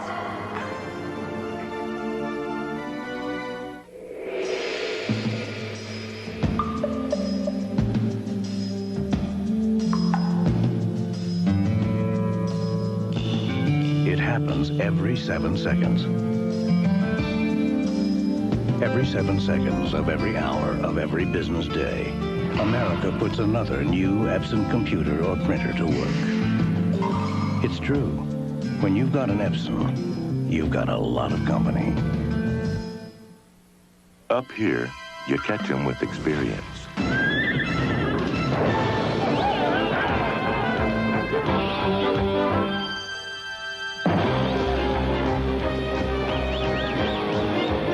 When you've got them where you want them, you head for the beer that goes down smooth as a mountain stream. Busch. How are those horses doing? What horses? Head for the mountains of Busch beer. When you need tools, any kind of tools, for every kind of job, one name gives you more good choices than any other. Craftsman. When you live in Manhattan, you need comfort, you need pot roast. Sometimes need to eat pot roast with a spoon. I've got a taste for some real food. Halloween, and that means a plethora of Elviras. We have the original. Yep, Elvira's new movie, Elvira, Mistress of the Dark. Coming to a theater near you. 55-10 Colts. Kick is taken by Jason Johnson. And he brings the ball back out to the 23-yard line. 55 points for Indy tonight. Most points ever scored by one team in a Monday Night Football game. 55-10, and that's the most points scored by any team in the NFL this season. And we still have 11:38 to play. What a night for Indianapolis, though. They've turned it loose in every way. Everybody in the city has gotten behind this promotion, is one way to put it, for tonight. Spectacular in every way.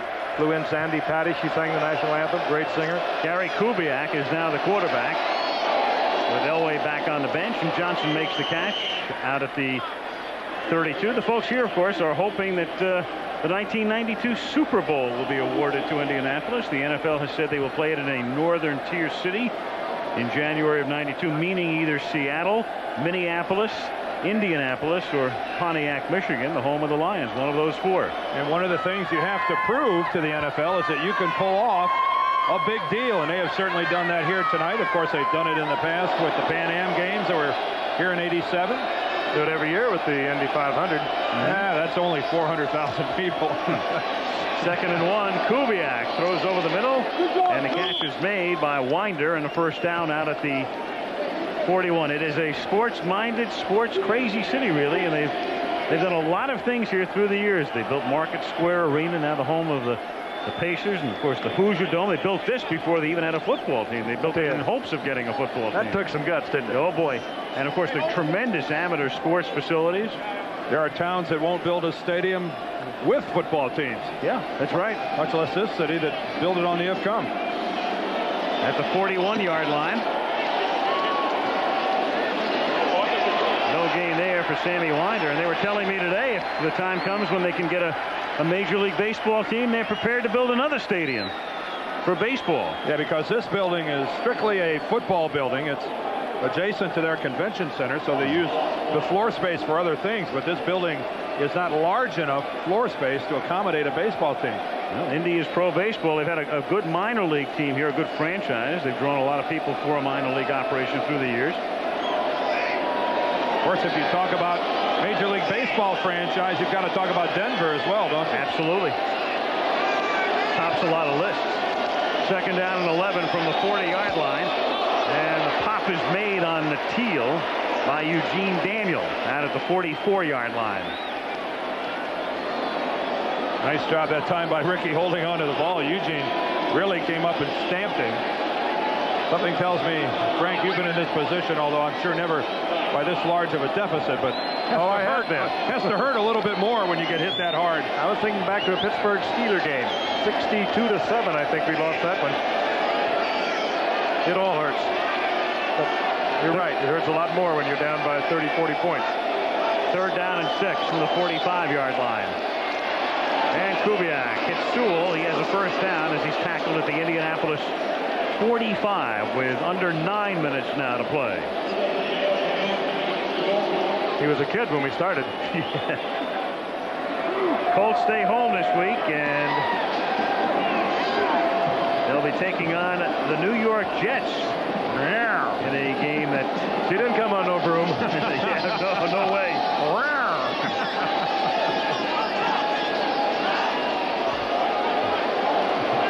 At the 45, first down. Colts stay at home. Jets come in here next week. Indianapolis will be 4-5 after this victory. A game and a half behind the Jets, who are in second place. Kubiak off the Teal's fingertip. Second down.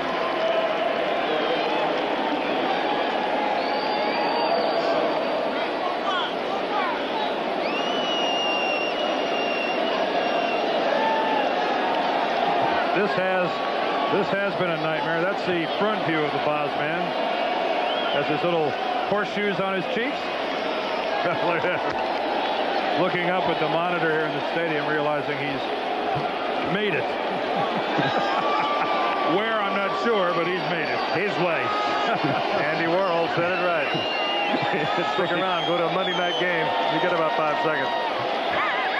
Second and 10. Vance Johnson to the 38-yard line. It'll be third and about 3.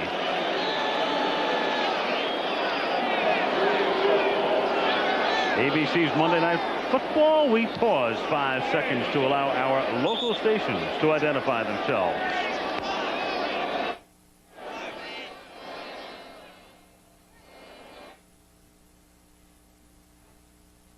WRTV, Indianapolis. With 7:55 remaining in the game. 55-10. Colts on 3rd and 3. Kubiak to Winder, and we've got flags all over the place. 3 flags thrown on 2 distinct occasions, so there should be a couple of penalties here.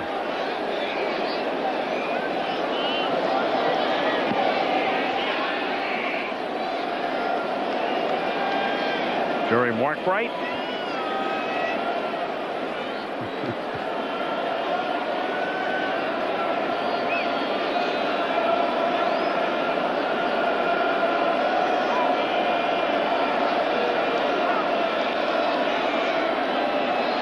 We have offsetting fouls. Illegal contact foul, number 37, defense.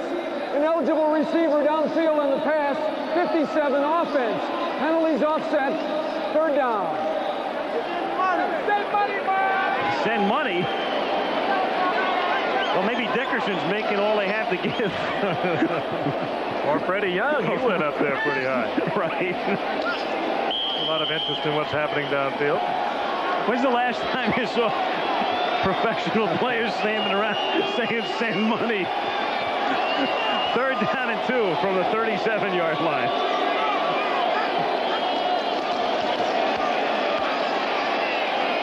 Kubiak Kay can't hold on. It'll be 4th down.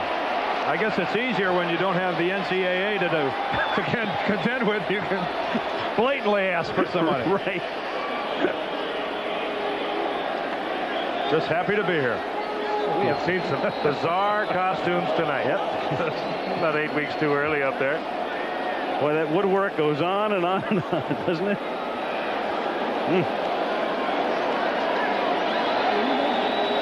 And another penalty. Unnecessary roughness on both sides. Number 99 and 72 after the play was over. Penalties offset, 4th down. Well, you've got Karts and Thompson. And Jerry Glanville's tickets were left several weeks ago, and he finally showed up. Twice. Yeah. And we'll see Glanville next week. And the Houston Oilers at home. We'll probably see this guy too. Right. Against Cleveland on Monday Night Football. 4th and 2, and they give it to Sewell on the inside handoff. And Sewell gets inside the 15 and is bumped out of bounds at the 12-yard line by Eugene Daniels. Is that your buddy David Cohn? Absolutely. the erstwhile journalist right there. And his ghostwriter. So to speak. Yes, everyone in Indianapolis is proud tonight. That's right.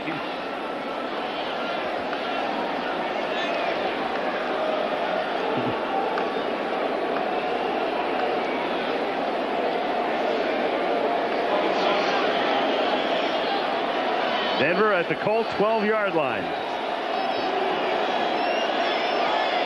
6:56 to play. 55-10. Indianapolis. And of all things, a timeout. Kubiak, knowing we were behind on commercials, with 6:56 to play. We'll be right back. We're out of control. Yeah, totally. It's been the world's best-selling car 6 years running. Maybe it's because of features, reputation, or overall value. Whatever it is, it's no big surprise if you've driven a Ford Escort lately. Winning the world over. Have you been behind the wheel? Winning the world over. Now get a $400 cash bonus on Ford Escort. If you thought you had to give up comfort to get a close shave, Norelco says, think again. Their revolutionary shaving system shaves skin close in a way that's incredibly comfortable. As the hair enters the chamber, the patented lift and cut system lifts each hair and holds it a split second before a blade cuts it, so it's possible to shave skin close without the blades even touching the skin. The lift and cut shaving system from Norelco. We made close comfortable. See this phone? This is my store. And for years, my store was at the mercy of AT&T. But now, with MCI, I finally have an 800 service that charges me only for the actual distance of the calls we get, and can tell me where every one of those calls is coming from. And that makes this a better store. Until you call, you'll never know how much better a long-distance company can be. MCI. Let us show you. AFC Central Division rivals meet when the Cleveland Browns head to Houston to take on the Oilers. Next week on ABC's Monday Night Football. It's the only way to kick off your week. Indianapolis, the Hoosier Dome. All Colts from the very beginning. Dickerson scoring 3 touchdowns in the first quarter alone. And Indianapolis routing Denver. 6:56 to go in the game. 55-10 Colts. 1st and 10. Denver at the 12. Kubiak hits Sewell, and he gets tackled inbounds at the 7-yard line after a gain of about 5. Interesting play on psychology tonight as far as the fans are concerned. I think, of course, they were partisan fans for the Colts, but they came ready for a real contest. They were stoked up. They were fired up. They got about 2 minutes of it, and they looked down there and all of a sudden realized this thing, as we did, was out of control, and they have sat quietly, silently, and now they have started to disappear. Well, I think the magnitude of this victory has surprised us all, but we all watched the tapes of how Denver played last week. None of us are surprised that Indianapolis has won this game tonight. 2nd down and 5. The surprising thing, though, is that a team can play like Denver has 2 weeks in a row. Kubiak throwing into the end zone for a touchdown to Vance Johnson. So Denver adding 6 more and maybe a 7th. The funny thing, Dan, is that when the team plays as poorly as Denver did last week, normally you rebound. You don't see back-to-back clunkers like this very often from a good team. Particularly not after you've been blasted by Dan Reeves, who is relatively quiet. Said it's the worst exhibition that he had seen in a long time, I think is how he phrased it. John Elway told us last night, he said, hey, we've had a real good week of practice. We feel like we did last year after they were beaten by Buffalo. They played their worst game of the year against Buffalo in midseason as Carlos's extra point is missed and doesn't that figure. And then they rebounded last year with that tremendous Monday night win over Chicago, and that really got them started on the way back to the Super Bowl. And they thought they were in the same relative position now, but that's not the case. A look at the touchdown pass. Kubiak just floats left. Vance Johnson, good pattern. Too late.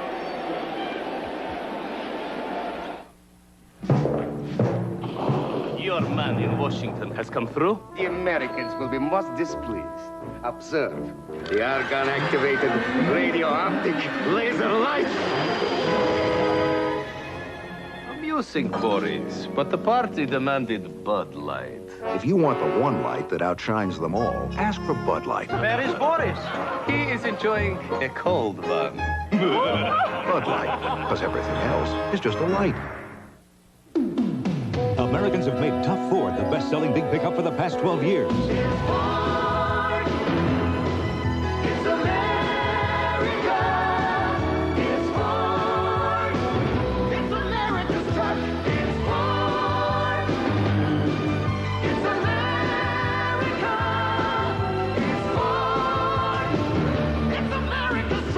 Now get a $300 cash bonus from Ford on manual transmission F-Series pickups. Send up a crow's foot. Give me an app check. There's a place in the friendly skies where not everyone's so friendly. Stop. Hold it. I need 3 hours minimum. Check it out. Over 9,000 mechanics of United Airlines work here. Give me a mini grinder. They're picky, fussy, stubborn. But if you fly, they're the best friends you'll ever have. United, rededicated to giving you the service you deserve. Come fly the friendly skies. Pac-10 powers clash when the UCLA Bruins battle Oregon. Or in the Big Ten, Minnesota tackles Michigan on ABC's College Football Saturday. Denver lined up for an onside kick, and loose ball. Who's got it? They've got it. Denver. So with 6:01 remaining in the game, and Indianapolis leading 55-16. Tim Lucas recovers the onside kick, and Denver will keep the football when we come back.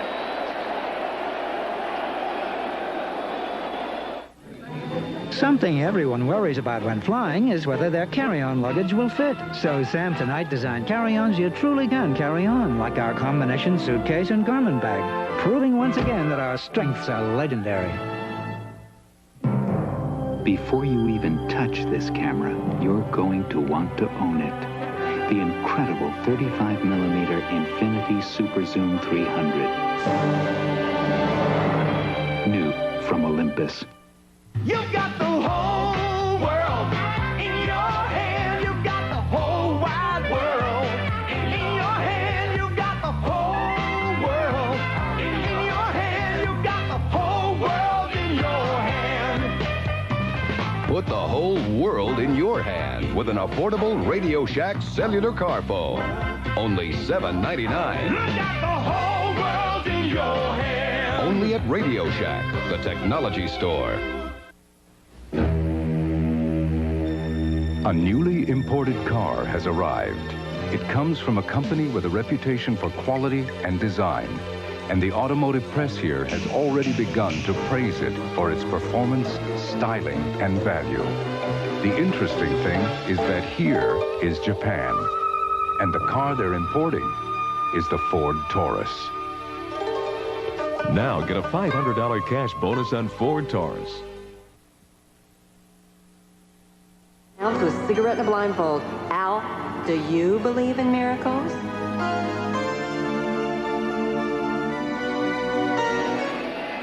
Elvira, if you send me your home number, I will believe in miracles. That would be a miracle. That's right. That would be the termination of one Al Michaels. Knock it off. Denver at the 46-yard line. 1st and 10. Ricky Nattiel, he's looking to pass. Sends it back to Kubiak the other way. And right off the street, it's incomplete. 2nd and 10. I think I would have saved that. Yeah, I think I might have saved it as well. Well, I've been on Some a diet. We have been picked clean.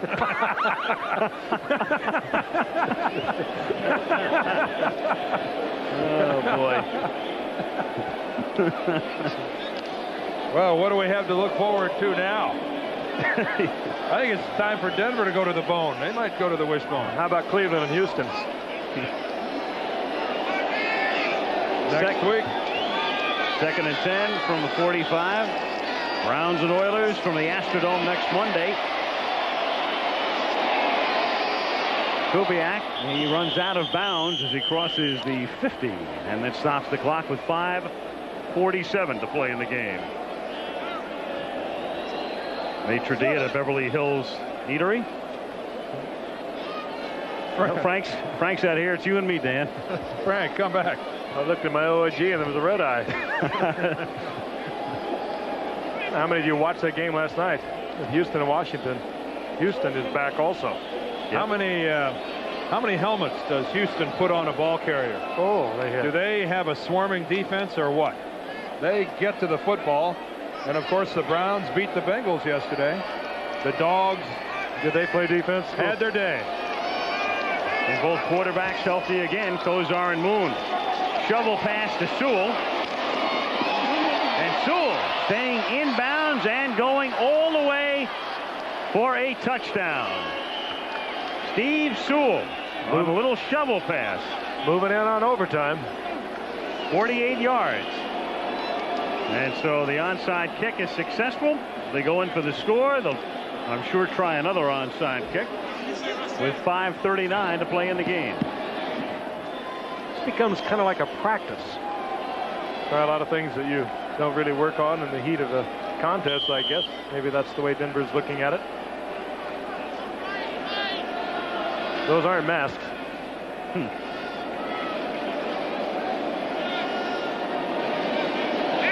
Carlos, who missed the last extra point, hits this one to make it 55-23.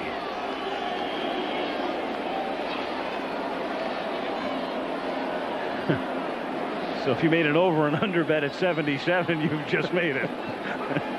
Something to keep in mind is that this telecast is presented by the authority of the National Football League. It is intended for the private use of our audience. Any rebroadcast or any other use of this telecast without the express written consent of the National Football League is strictly prohibited.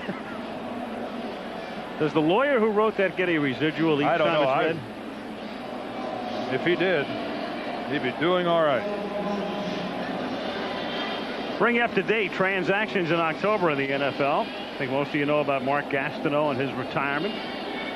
Bernie Kosar, of course, has been activated again, and we'll see him next Monday. Fuad Reveiz went on injured reserve, and Dan Theodore placed on waivers by the Cardinals. Finally realized he wasn't coming back. At least they had the decency to move before they did it. Another onside attempt. This one is picked off by Pat Beach, and he's tackled by Carlos at the 5-yard line. Oh, and then Carlos goes in for another shot. There's a little flaw in that, and Pat Beach figured it out. He saw it once before. Everyone lined up outside of him. Well, the key here is if you're the kicking team, you have to let it go 10 yards before you can touch the ball. If you're the receiving team, you don't have to let it go 10 yards. You can go take it right off the tee if you're quick enough. Pat Beach. He had planned that all the way. There's a good look at it from high above. Carlos trying to time it out. That ball goes about 6 yards before Pat just helps himself. And old Rich goes in for a mugging. Yep. His second tackle of the night. He may be their leading tackler tonight. At the 6.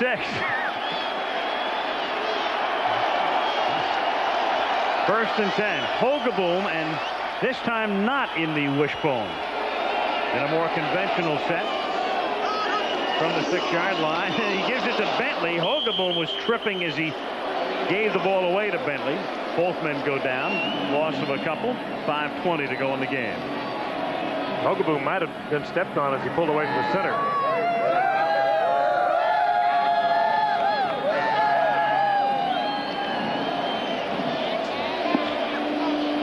They had themselves quite a night.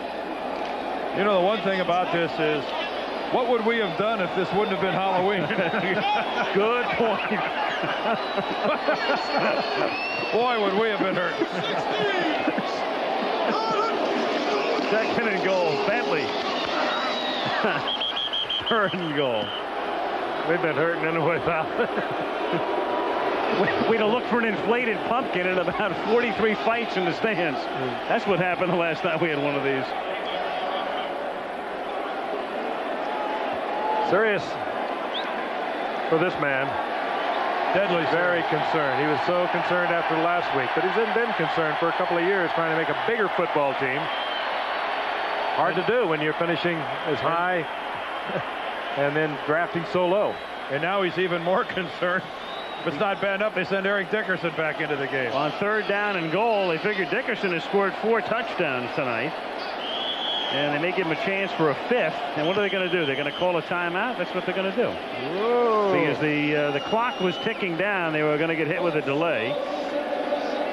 Well, the Colts are dangerously thin at the running back position. They only have 3 on their roster with Bentley, Wansley, and Dickerson. It's not like they have a wealth of running backs. So timeout here. Dickerson with 4 touchdowns in the game, tying a Colts record, and may get a chance for yet one more on a 3rd and goal. And the New York City Marathon, always a great event. It begins Sunday morning at 10:30 Eastern time and 10:30 Pacific as well on a delay basis. 9:30 a.m. Central. Live to the Eastern and Central time zones on Sunday, the New York City Marathon, right here on ABC. Denver just went through a wholesale defensive change following Dickerson coming into the lineup. Think there's a chance they might key on Eric? He does attract attention. Hogaboom stays in the game. And up they come in the wishbone on 3rd and goal from the 8. And they hand it off to Wansley, who takes it to the 4-yard line. So it'll be 4th down and goal with under 4 minutes to play. Crowd wants them to go for it, and they obviously will here with a 32-point lead. Dickerson was the decoy last time for Ron Meyer. I wonder if he's brave enough to do that again. On 4th down, you have to give it to this guy and give him a chance to get number 5. They waited a long time to bring him in. I think they probably just got word from up above, perhaps, that he had a chance for the record. 4th and goal from the 4.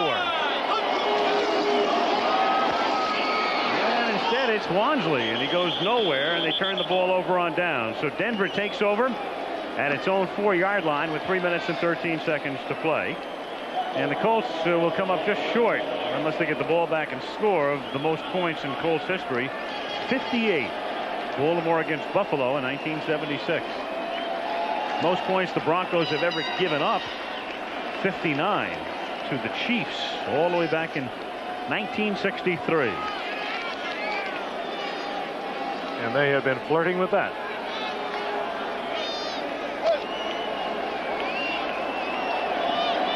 From the 4-yard line, Kubiak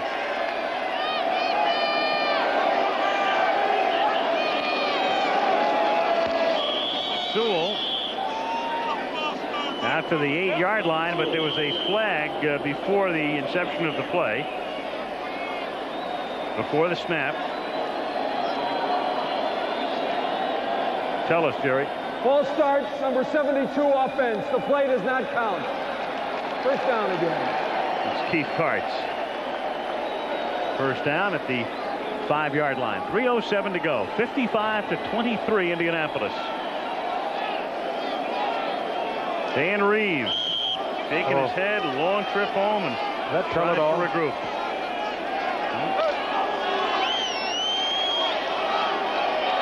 Similar to the expression we saw on his face in San Diego last January 31st. Kubiak runs it out to the 9-yard line. And we can tell you the executive producer of Monday Night Football is Jeffrey Mason. Tonight's game is produced by Ken Wolf. We're going to try to get a shot of Kenny in the stands in just a moment. Directed by Craig Janoff. Our technical director, Joey Chavo. Associate Director Ben Harvey. Rob Biner, our halftime producer. Emily Deutsch, our halftime associate producer.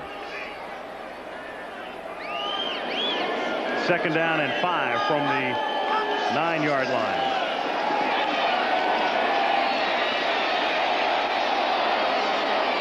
And Kubiak takes it to the 18-yard line, and that's a first down. And that will take us to the 2-minute warning. 2 minutes to go in Indianapolis, where the Colts lead the Broncos 55-23.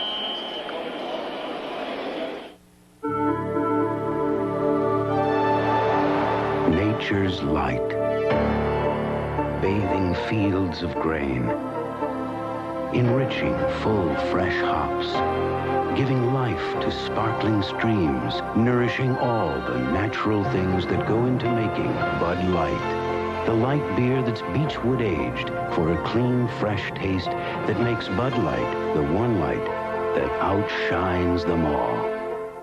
Dear Rayovac, I've had a battery-operated back scratcher in the drawer for years and years. We had 2 Rayovac batteries in it. I turned it on, and lo and behold, they were still good. We were really surprised, and so was everyone else. No one believed it until we showed them that they still worked. How's that for good batteries?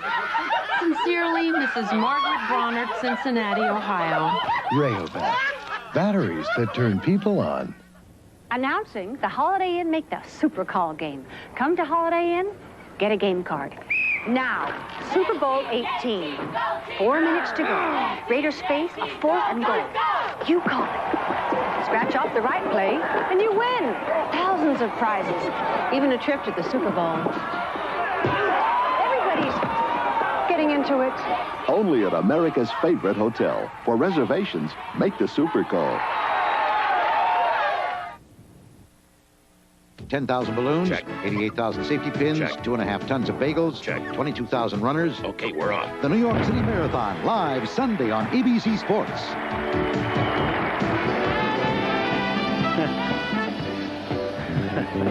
Two minutes to go in Indianapolis, 55-23. The remnants of this big crowd remaining. Big night for the Colts. And a big night for the franchise. Their first ever Monday night appearance at home as Sewell takes the pass and takes it out to the 35-yard line. I don't believe this. Oh, all right, Chris. He's got an idol. So much for Deerdorf on waivers, huh? What a fabulous football player he is. Man, 6 Pro Bowls and he's got 4 already. It's dropped, picked up by Sewell, and he takes it out to the 37-yard line.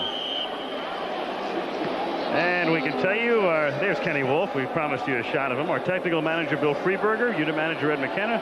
Frank Fieger. Bruce Clark, Joe Castellano. Mark Amento on our crew. Our research and information, as always, from Steve Hurt. And up in the booth, George Hill of the Palouse. And Malibu, Kelly Hayes, neighbor of Dickerson. We thank you, folks. He lives in his carriage house, doesn't he? That's right.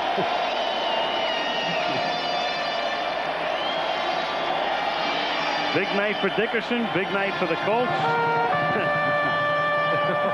And why not?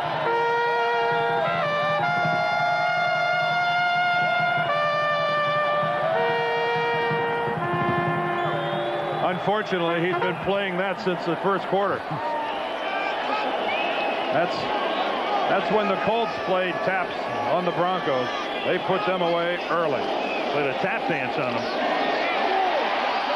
Fumble. I do believe Denver has recovered. Well, they're going to rule it down, I believe. Or they recovered. Take your pick. Who knows? They're going to keep it. And this guy turned in a game effort tonight. He came in here hurt. Maybe shouldn't have played. It was obvious to watch him that he was trying to do what he used to be able to do, but couldn't do it tonight. And another 3 flags. Even Mark Wright's disgusted at this point. Ball start, number 66. Offense. Third down. Don't even say his name out. No, you're right. But his initials are J.J. And he has had a tough night.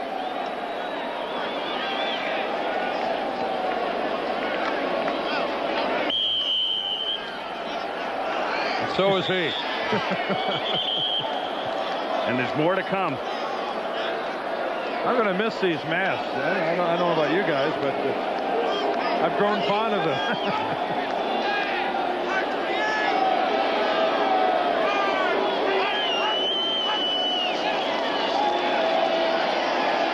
Kubiak. Too tall for Jason Johnson. We have seen it all Crazy. tonight. I don't believe it. It's amazing. Where did all of this come from? I mean, how many novelty shops and costume houses can there be in town? Well, how would you like to be someone who specialized in having Halloween garb here in Indianapolis? I mean, this had to be a banner week for you. Boy.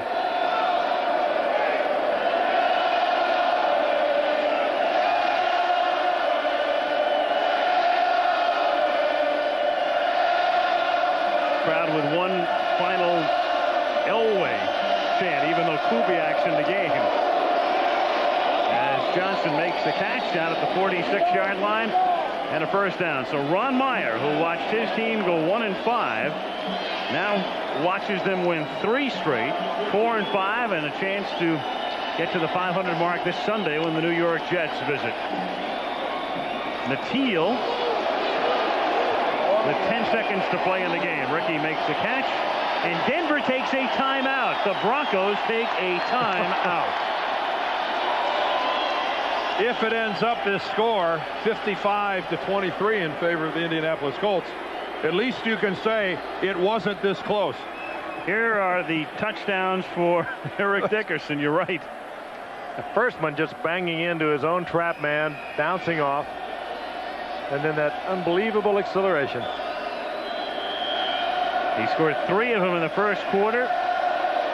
Winds up with 4 in the game. He's over 1,000 yards. Once again, all 6 years in the league. And the Colts, hopeful of a wild card playoff berth, take command early, score often. And there they were, the montage of Dickerson touchdowns. Kubiak on what should be the final play of the game throws a Hail Mary incomplete, and that will do it.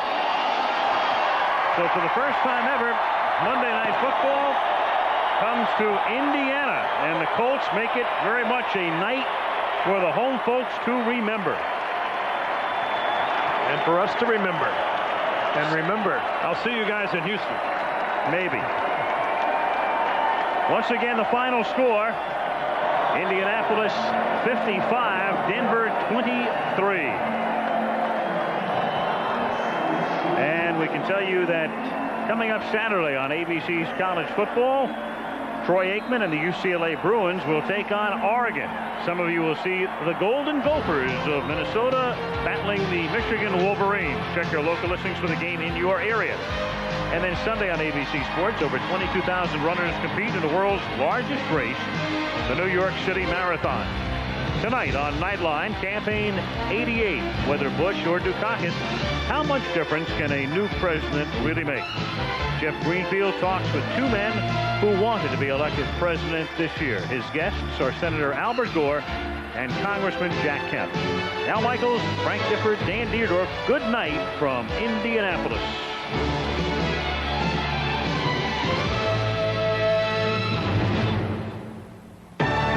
ABC's Monday Night Football has been brought to you by Ford and your Ford dealer.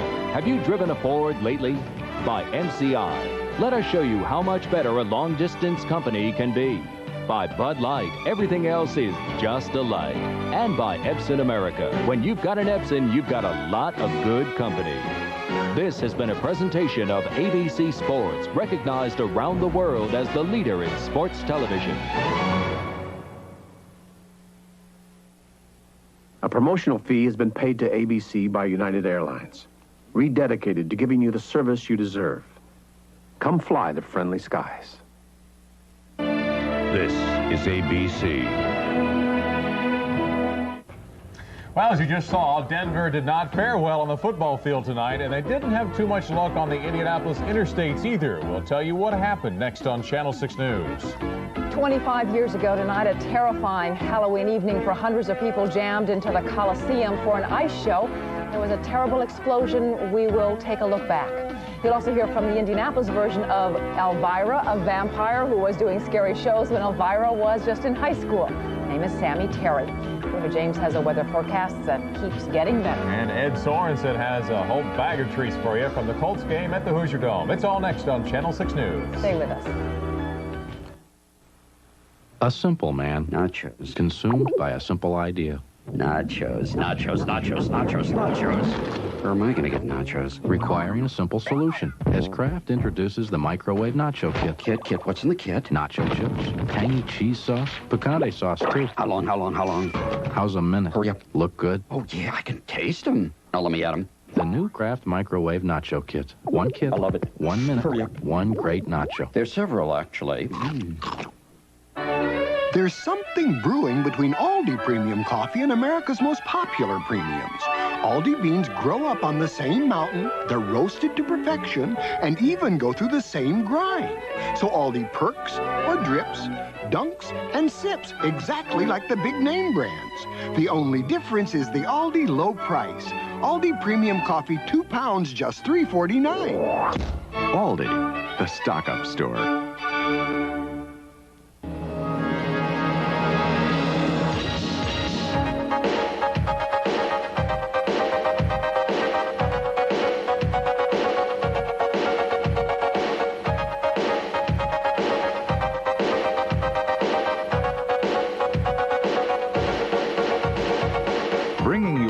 Electric service at some of the nation's lowest rates. That's Indianapolis Power and Light Company, the power of 2,300 people. WRTV 6 Indianapolis. This is Channel 6 News at 11 with Clyde Lee, Deion Willis, weather with meteorologist Bob McLean, and sports with Ed Sorensen. Now, live, WRTV Channel 6 News at 11. Good evening, everyone. Well, as the Denver Broncos head home tonight, let's hope that their trip away from the Hoosier Dome is a little easier than their arrival was. Yeah, the Broncos' Halloween nightmare really began before the first quarter. It started on I-465 on the northeast side when their team bus was involved in an accident. They were being escorted to the game by a motorcycle team when they encountered a slow-moving car in the left lane. The lead officer signaled for that car to move over, but instead it stopped.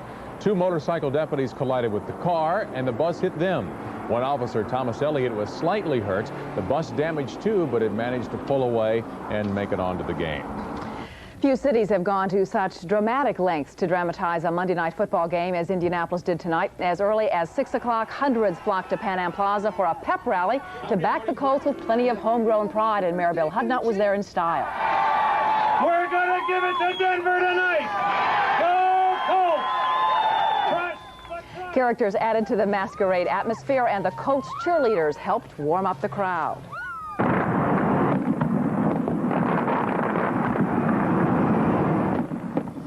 Then shortly after 7:30, fireworks from the White River State Park splayed across the city's skyline, brightening the Halloween sky. Scores braved the temperatures in the 40s tonight to watch that light show and to see the city's sky ablaze in a festival of lights. Tonight's sellout crowd in the Hoosier Dome could thank 100 volunteers who spent a week assembling these face masks of the ABC commentators. Goal line to goal line at the start of the game, 61,000. Frank Giffords, Al Michaels, and Bob Deerdorf's Face the Nation, and the three sportscasters themselves played along with good grace. For Colts fans, it was indeed a magical Halloween. Well, sports fans and city backers are hoping for more than one night's worth of recognition. They hope that the right people will notice Indianapolis in its bid to host the 1992 Super Bowl. Well, some devilish deeds were discovered on the southeast side tonight. An abandoned farmhouse complete with satanic scribblings on the walls, located by police. What appeared to be blood also smeared on the wall, but it was later found to be tomato paste. Devil worship is not a crime, but trespassing is. And police are concerned about the findings, and they are eager to get to the bottom of this one. I definitely am concerned about it because I am a parent of a 16-year-old and a 19-year-old. Yes, I have seen it on the street when I was uniformed, but not to this extent. And it's scary. It's different, yes. The house owner says he's going to bulldoze the house and sell off the lots for a subdivision. The man who produced the terrifying War of the Worlds radio broadcast is dead tonight. John Houseman, who is better known as an actor, died just before dawn at his seaside home in California. He was 86 years old. Houseman also won an Oscar for his role as the stern professor in the movie Paper Chase. It was he and Orson Welles who collaborated on the famous Halloween night broadcast of War of the Worlds that sent thousands into a panic when they thought the Earth was being invaded by Martians. And 25 years ago in our city, the terror of Halloween night was very, very real. Dozens of people died and hundreds were hurt in a gas explosion. They had come to the Coliseum at the Indiana State Fairgrounds to watch an ice show. And as Cy Jenkins reports, a quarter of a century has not erased that Faded horror. and tattered are the newspapers Imogene Chandler has saved for 25 years. They tell of the night when she got her last rites but survived, when more than 400 people, including several in her family, were injured, when 74 others died. My sister was right there with me, and her and I both had first, second, and third-degree burns. And Bob, his left leg was almost, Bob, my son, his left leg was almost blown off. His tailbone was broke. He had burns. While the Hoosier Dome hosted its first Monday night football game, the Coliseum was practically empty, with only a few young hockey players practicing on the ice. But on that other Halloween night, the attention of the city, the state, and much of the nation was focused here. We interrupt this broadcast to bring you the following news bulletin. A few hours before many of these names are released until the next of kin are notified. Yes, we felt that it would be helpful if the We were cruising the northeast side, and the run come in on an explosion at the Coliseum. We walked in, first thing you seen was just chaos. There was people laying all over on the ice. You seen the fire coming from the pit down there where the seats used to be, and it was just one big mess. I was a coroner, and I was a Republican fundraiser on Halloween Eve, and I got called. It was, and it just involved so many people. I mean, I had one friend was killed out there. I had another friend whose son was killed. Everyone in town knew or had a friend or a relative that was either injured or killed out there.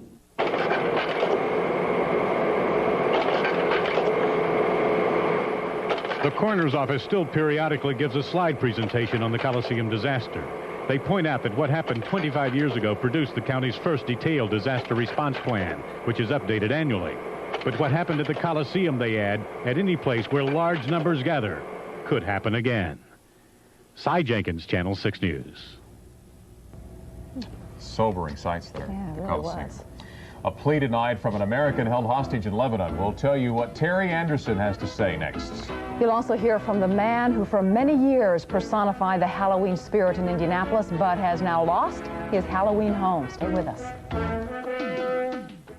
The man on the left has a car with plush interior, European styling, room for 5. The man on the right has all that too.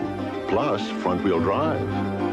But one big difference between these two cars is that the man on the left is still paying for his. The affordable Hyundai Excel, just $54.99. Hyundai, cars that make sense. Mom, when Columbus discovered America, did his mom say, put it back? Well, these are new Jell-O pudding snacks. Delicious Jell-O pudding in a cup. No artificial flavors or colors, and fasten that seatbelt, Mom. There's 70% skim milk. What do you say we pick up 12 or 13? 2 is doable, Mom. New Jell-O pudding snacks. Pretty smart for a kid. If you have hair that's lifeless, makes it easy to get lasting body. A style that goes flat, makes it easy to keep great waves. Only Lilt has sponge wraps that grip like ordinary end papers can't for smoother, quicker roll-ups. Limp to a beautiful, easy care perm. Lilt makes a difference so easy. If the world can spend $1 million to rescue 2 whales, then why not the same efforts to free the American hostages in Lebanon? Those words today from American journalist Terry Anderson, who begins his 4th year in captivity. The Islamic Jihad released a videotaped statement from Anderson, who also criticized the Reagan administration for not doing enough to free him. He says he's disappointed the hostages were not a bigger issue in the presidential campaign. President Reagan said tonight he thinks Anderson was saying what he was told to say.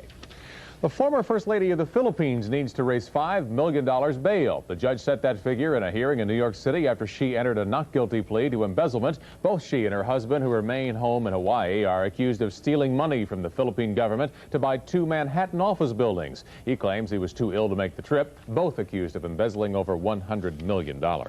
There's a new Gallup poll out, and it puts George Bush even farther ahead of Michael Dukakis, 52% to 41%. However, 25% of those polled today said that they may change their minds. George Bush, meantime, carried on a long-distance debate. Bush says that Dukakis finally admitted to being a liberal. He says Dukakis used the word himself yesterday. And indeed, Dukakis says he is a liberal, one in the tradition of Roosevelt, Truman, and John F. Kennedy. Talking before a group of women in California, Dukakis told the cheering crowd that he smells a victory. He says George Bush is on the wrong side of such women's issues as abortion, fair salaries, and affordable child care. Well, if you can't make it to the polls on Election Day, the polls will come to you. The Marion County Election Board started its voting program for shut-ins today. The teams of election inspectors will travel to nursing homes or private homes to bring people to vote. The shut-in vote continues through next Monday. People wishing to vote at their residence need to submit an application through the Marion County Election Board by midnight Saturday. The number to call can be found in the blue pages of the phone book under Election Board. Embattled State Supreme Court Justice Alfred Pavarnik says he won't step down. Last week, a private feud between Pavarnik and Chief Justice Randall Shepard boiled over into the open. Pavarnik charged that there has been a cover-up of alleged alcohol and drug abuse by Shepard. There have been calls for Pavarnik's ouster since then, but he says he is staying and that the court can still work together. We have our work to do. It's a serious work, and regardless of what personal feelings there are, I'm sure that we can do it. I'm sure I can do it, and I believe we all can. So you'll stay on the court even if he's retained? I have no intention of leaving the court. Hoosiers will vote next week on whether to retain Shepard in office. An Indianapolis legend spent Hallows Eve in the town of Greensburg. Sammy Terry has made quite a name for himself here in central Indiana. And as David Clue found out, even though Sammy Terry was canceled by Channel 4 last month, he continues to scare his way into the hearts of generations of Hoosiers. For the past 7 years, Halloween in Greensburg has been a unique experience. Not because better than half the town participates in the annual costume contest on the square, but because for the past 7 years, this man has been haunting the holiday here. Oh, isn't this wonderful paradise? For 27 years, the unmistakable Sammy Terry has been nothing shy of a Hoosier legend. 27 years of hosting Channel 4's Friday night lineup of the best and the worst horror films ever made. And with that look and that laugh.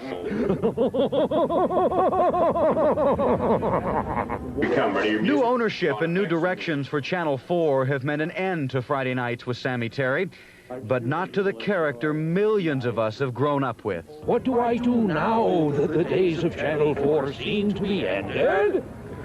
Have coffin will travel. Following the costume contest, Greensburg lined up for a closer look and perhaps an autograph from this childhood and maybe more adulthood friend. Ever since I was little, I think I've been watching him. I've watched him ever since I was a little bitty kid. I just love his shows. I'm here. And even though Sammy Terry is no longer on the air, he'll continue to be one of Indiana's most popular, most horrible celebrities. In Greensburg, David Clue, Channel 6 News. That's all right. I'd cry too. You don't forget what you grew up with. No, and he hasn't lost his touch at all, has he? No, he hasn't. A great night for trickers and treaters. Next, David James has the forecast for, well, today. Stay tuned. You can't see them, but they're all around you, and there is no place to hide. But you can protect your family from up to 95% of these invisible threats, like bacteria, pollen, dust mites, and smoke particles. Get a Honeywell electronic air cleaner, because what you can't see can hurt you. Get a Honeywell electronic air cleaner at Chapman Heating and Air Conditioning and Davis Huck Heating and Air Conditioning. So what's good on TV? Let's see. Catch the early bird specials at People's Drug, like this spectacular half-price special on a select group of boxed Christmas cards. And this family-size box of Kleenex facial tissue on sale for 99 cents. Plus, hundreds of additional money savers on sale now through Saturday at People's. Can't beat that. That's gonna be a hit. People's Drug. The convenience you want. The savings you deserve. I think this trip is getting to Mom and Dad. They're acting weird. TWA means Los Angeles. They haven't yelled at me in days, and I haven't been that good. TWA means Phoenix. The other day, I caught them holding hands. TWA means San Diego. Significant restrictions may apply. You know, they're really pretty nice once you get to know them. Today's TWA. Patricia Seton Lawford is telling incredible stories about the Kennedys. I don't think President Kennedy needed a pimp. I think he was quite capable of getting a woman by himself. Entertainment Tonight gets the inside story from Peter Lawford's fourth wife, who says that the president and brother Bobby were both romantically involved with Marilyn Monroe. But can these stories be true? We ask the questions, you get the answers. Is she telling the truth? Find out on the next Entertainment Tonight. Tuesday night at 7 on WRTV, Channel 6.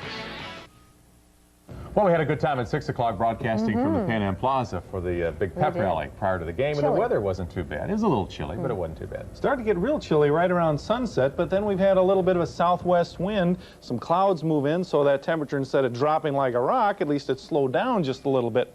Right now, it's only about 45 degrees with partly cloudy skies and still that southwest wind at 12 miles per hour. And if you look through all these letters and numbers on the screen, there on the IPL building is ABC. Well, quite a treat downtown today. Low temperature this morning, 24 degrees, tied the record here in Indianapolis, up to 56 then for the high this afternoon. Now, when they were early this morning, our 24 degrees tied a record. About 10 other cities set record cold temperatures early this morning. Evansville, Fort Wayne, South Bend, some other places around the Midwest. And you can see by the afternoon hours, it was still below normal in the temperature department over most of the eastern, at least the northern part of the United States. But out west, it's warming up. All these yellow numbers here are record-breaking high temperatures, and there are about 9 of those. And the ones I could fit on the map here goes from Phoenix to Las Vegas, Salt Lake City, up to Boise, Idaho, and all the way up to Spokane, 67 degrees. So some warm air out there to the west. We can just get it to move in our direction. As far as the way things are moving, though, well, we won't really see that movement come towards us with the warm air right away. There's a weather system way out in the Pacific that will eventually be pushing that warmer air towards us. But right now, it'll just more or less be out there in a holding pattern as we stay in kind of a holding pattern here. Low pressure area up here in the northern part of the Great Lakes is swirling around, a little bit of a weather system here. That's the area of clouds that move through around sunset and are continuing to move through our state right now. And there were a few sprinkles of rain up in the northern part of Indiana, southern part of Michigan. We get a little farther north, and they're getting another 1 to 2 inches of snow showers up there in the upper peninsula. Now, along the Gulf Coast states, that's where they've had some heavier rainfall amounts, and that's where, if they were using a shopping bag for trick-or-treat, the bottom probably fell out in most of the Carolinas down towards the Gulf Coast states. Some soggy weather. It's been down there for the past couple of days. Now, by tomorrow in the afternoon hours, well, the way we'll be getting into that holding pattern as far as holding that warmer air out here to the west, low pressure area moves slowly through the Great Lakes. So tomorrow we'll have a northwest wind as opposed to southwest the way it is right now. That'll bring down a little bit cooler air, and we'll have mostly cloudy skies by the afternoon hours. Could even see a sprinkle of rain around central Indiana. And the colder air, still some snow showers going on over Michigan. But then as the week goes on, high pressure areas, there's a couple of them out to the west. They'll be building this way, and the winds will gradually shift around. So you can see some 60s out there in the Plains states tomorrow afternoon, and we might be up to 60 degrees here or so by the end of the week. But my forecast the rest of tonight, nothing near 60 degrees. In fact, the low temperature by tomorrow morning down to about 36 degrees, but at least not down in the 20s like it has been the past few nights. During the day tomorrow then, or rather later on today, Tuesday, we'll see some sunshine in the morning, few clouds developing as the day goes on. If those clouds get big enough, could be some sprinkles of rain fall out of them, up to 52 in the afternoon. On Wednesday, more sunshine expected there, but still chilly temperatures. Again, we'll start out cool in the morning, make it up to about 52 degrees in the afternoon. Then the extended outlook, well, at least we'll be marching up through the 50s, should be upper 50s, maybe near 60 on Friday, 60s on Saturday, but maybe a shower or two running through. Well, I guess that's what the witch is saying on the way home tonight. Colts' big victory, and everybody's happy. Even those nasty old witches are having a lot of fun tonight, I think. They saw that game. I think the witch cast a spell on the Broncos, didn't it? She brought us luck. Well, what do you have to say about this game, Ed? I don't believe it. I don't either. There's no words for it. I saw it, and I still don't believe it, and we'll show you folks the highlights. It could take a while to fit these all in, but good gosh, it's 1 o'clock in the morning, so all we got's time, right? We'll be right back. Oh, what a night, Eric had. Be right back with sport. When you've been injured, you deserve to be properly paid for all your injuries. Personal Injury Hotline helps injured people collect cash for all their injuries. Protect your legal rights. Call Personal Injury Hotline right now for a free evaluation of your claim. Your personal injury team will begin immediately to help you collect all the money you have coming. There is never a fee unless we recover money for you. Call 1-800-3333-LAW. The Personal Injury Hotline. Answer 24 hours a day. Call 1-800-3333-LAW. Well, when I tell people that I work at a dating service, they typically have a lot of questions. And one of them always is, does that really work? That one never fails to take me by surprise. Matchmaker International has been in business since 1974. Thousands of people have gone through our program, and most of them are happily involved in dating. I mean, a great number of the marriages that you read about in the paper are our couples. So when I'm asked if it really works, the answer is always a resounding yes. Yes, it definitely works. There's a duel going on at Taco Bell. The biggest appetites are shooting it out with our original taco for just 59 cents.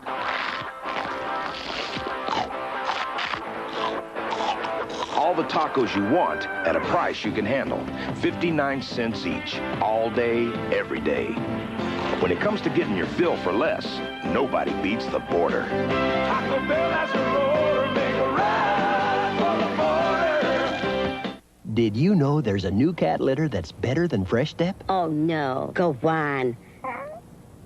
There is? Something better than Fresh Step?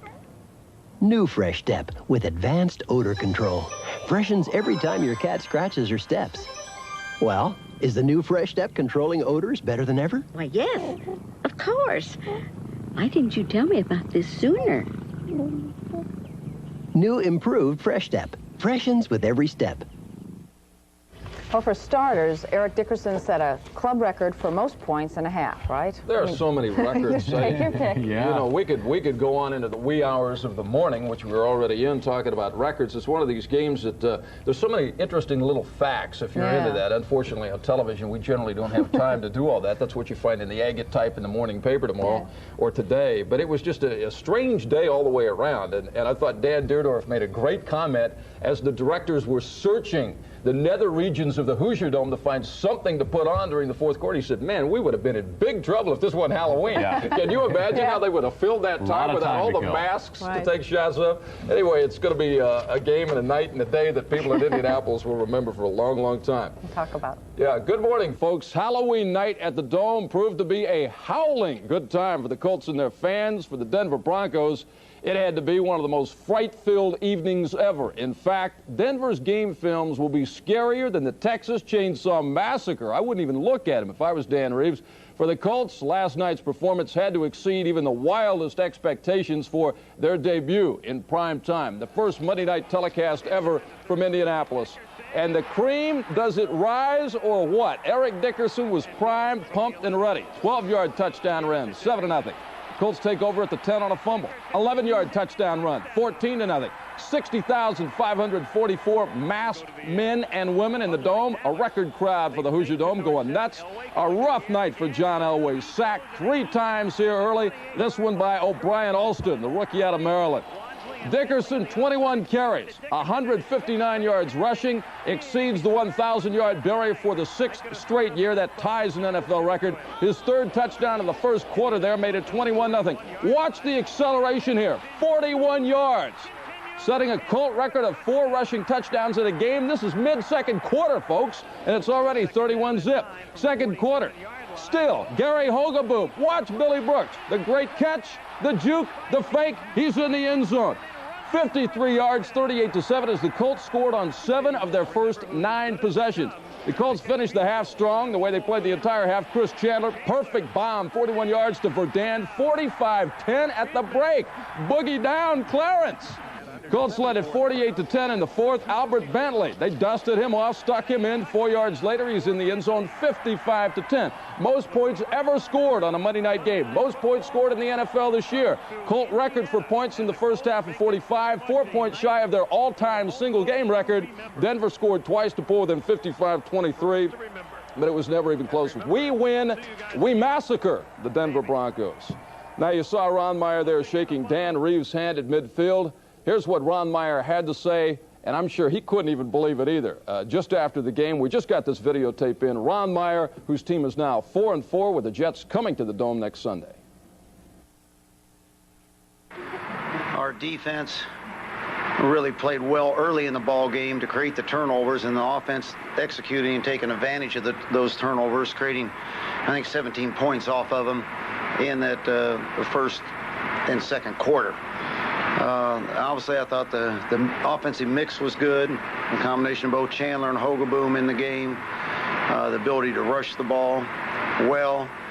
And unfortunately, I've been on the other side of these types of ball games, and when it starts going that way, it's tough. Made a mistake there, which is easy to do at 1 o'clock in the morning.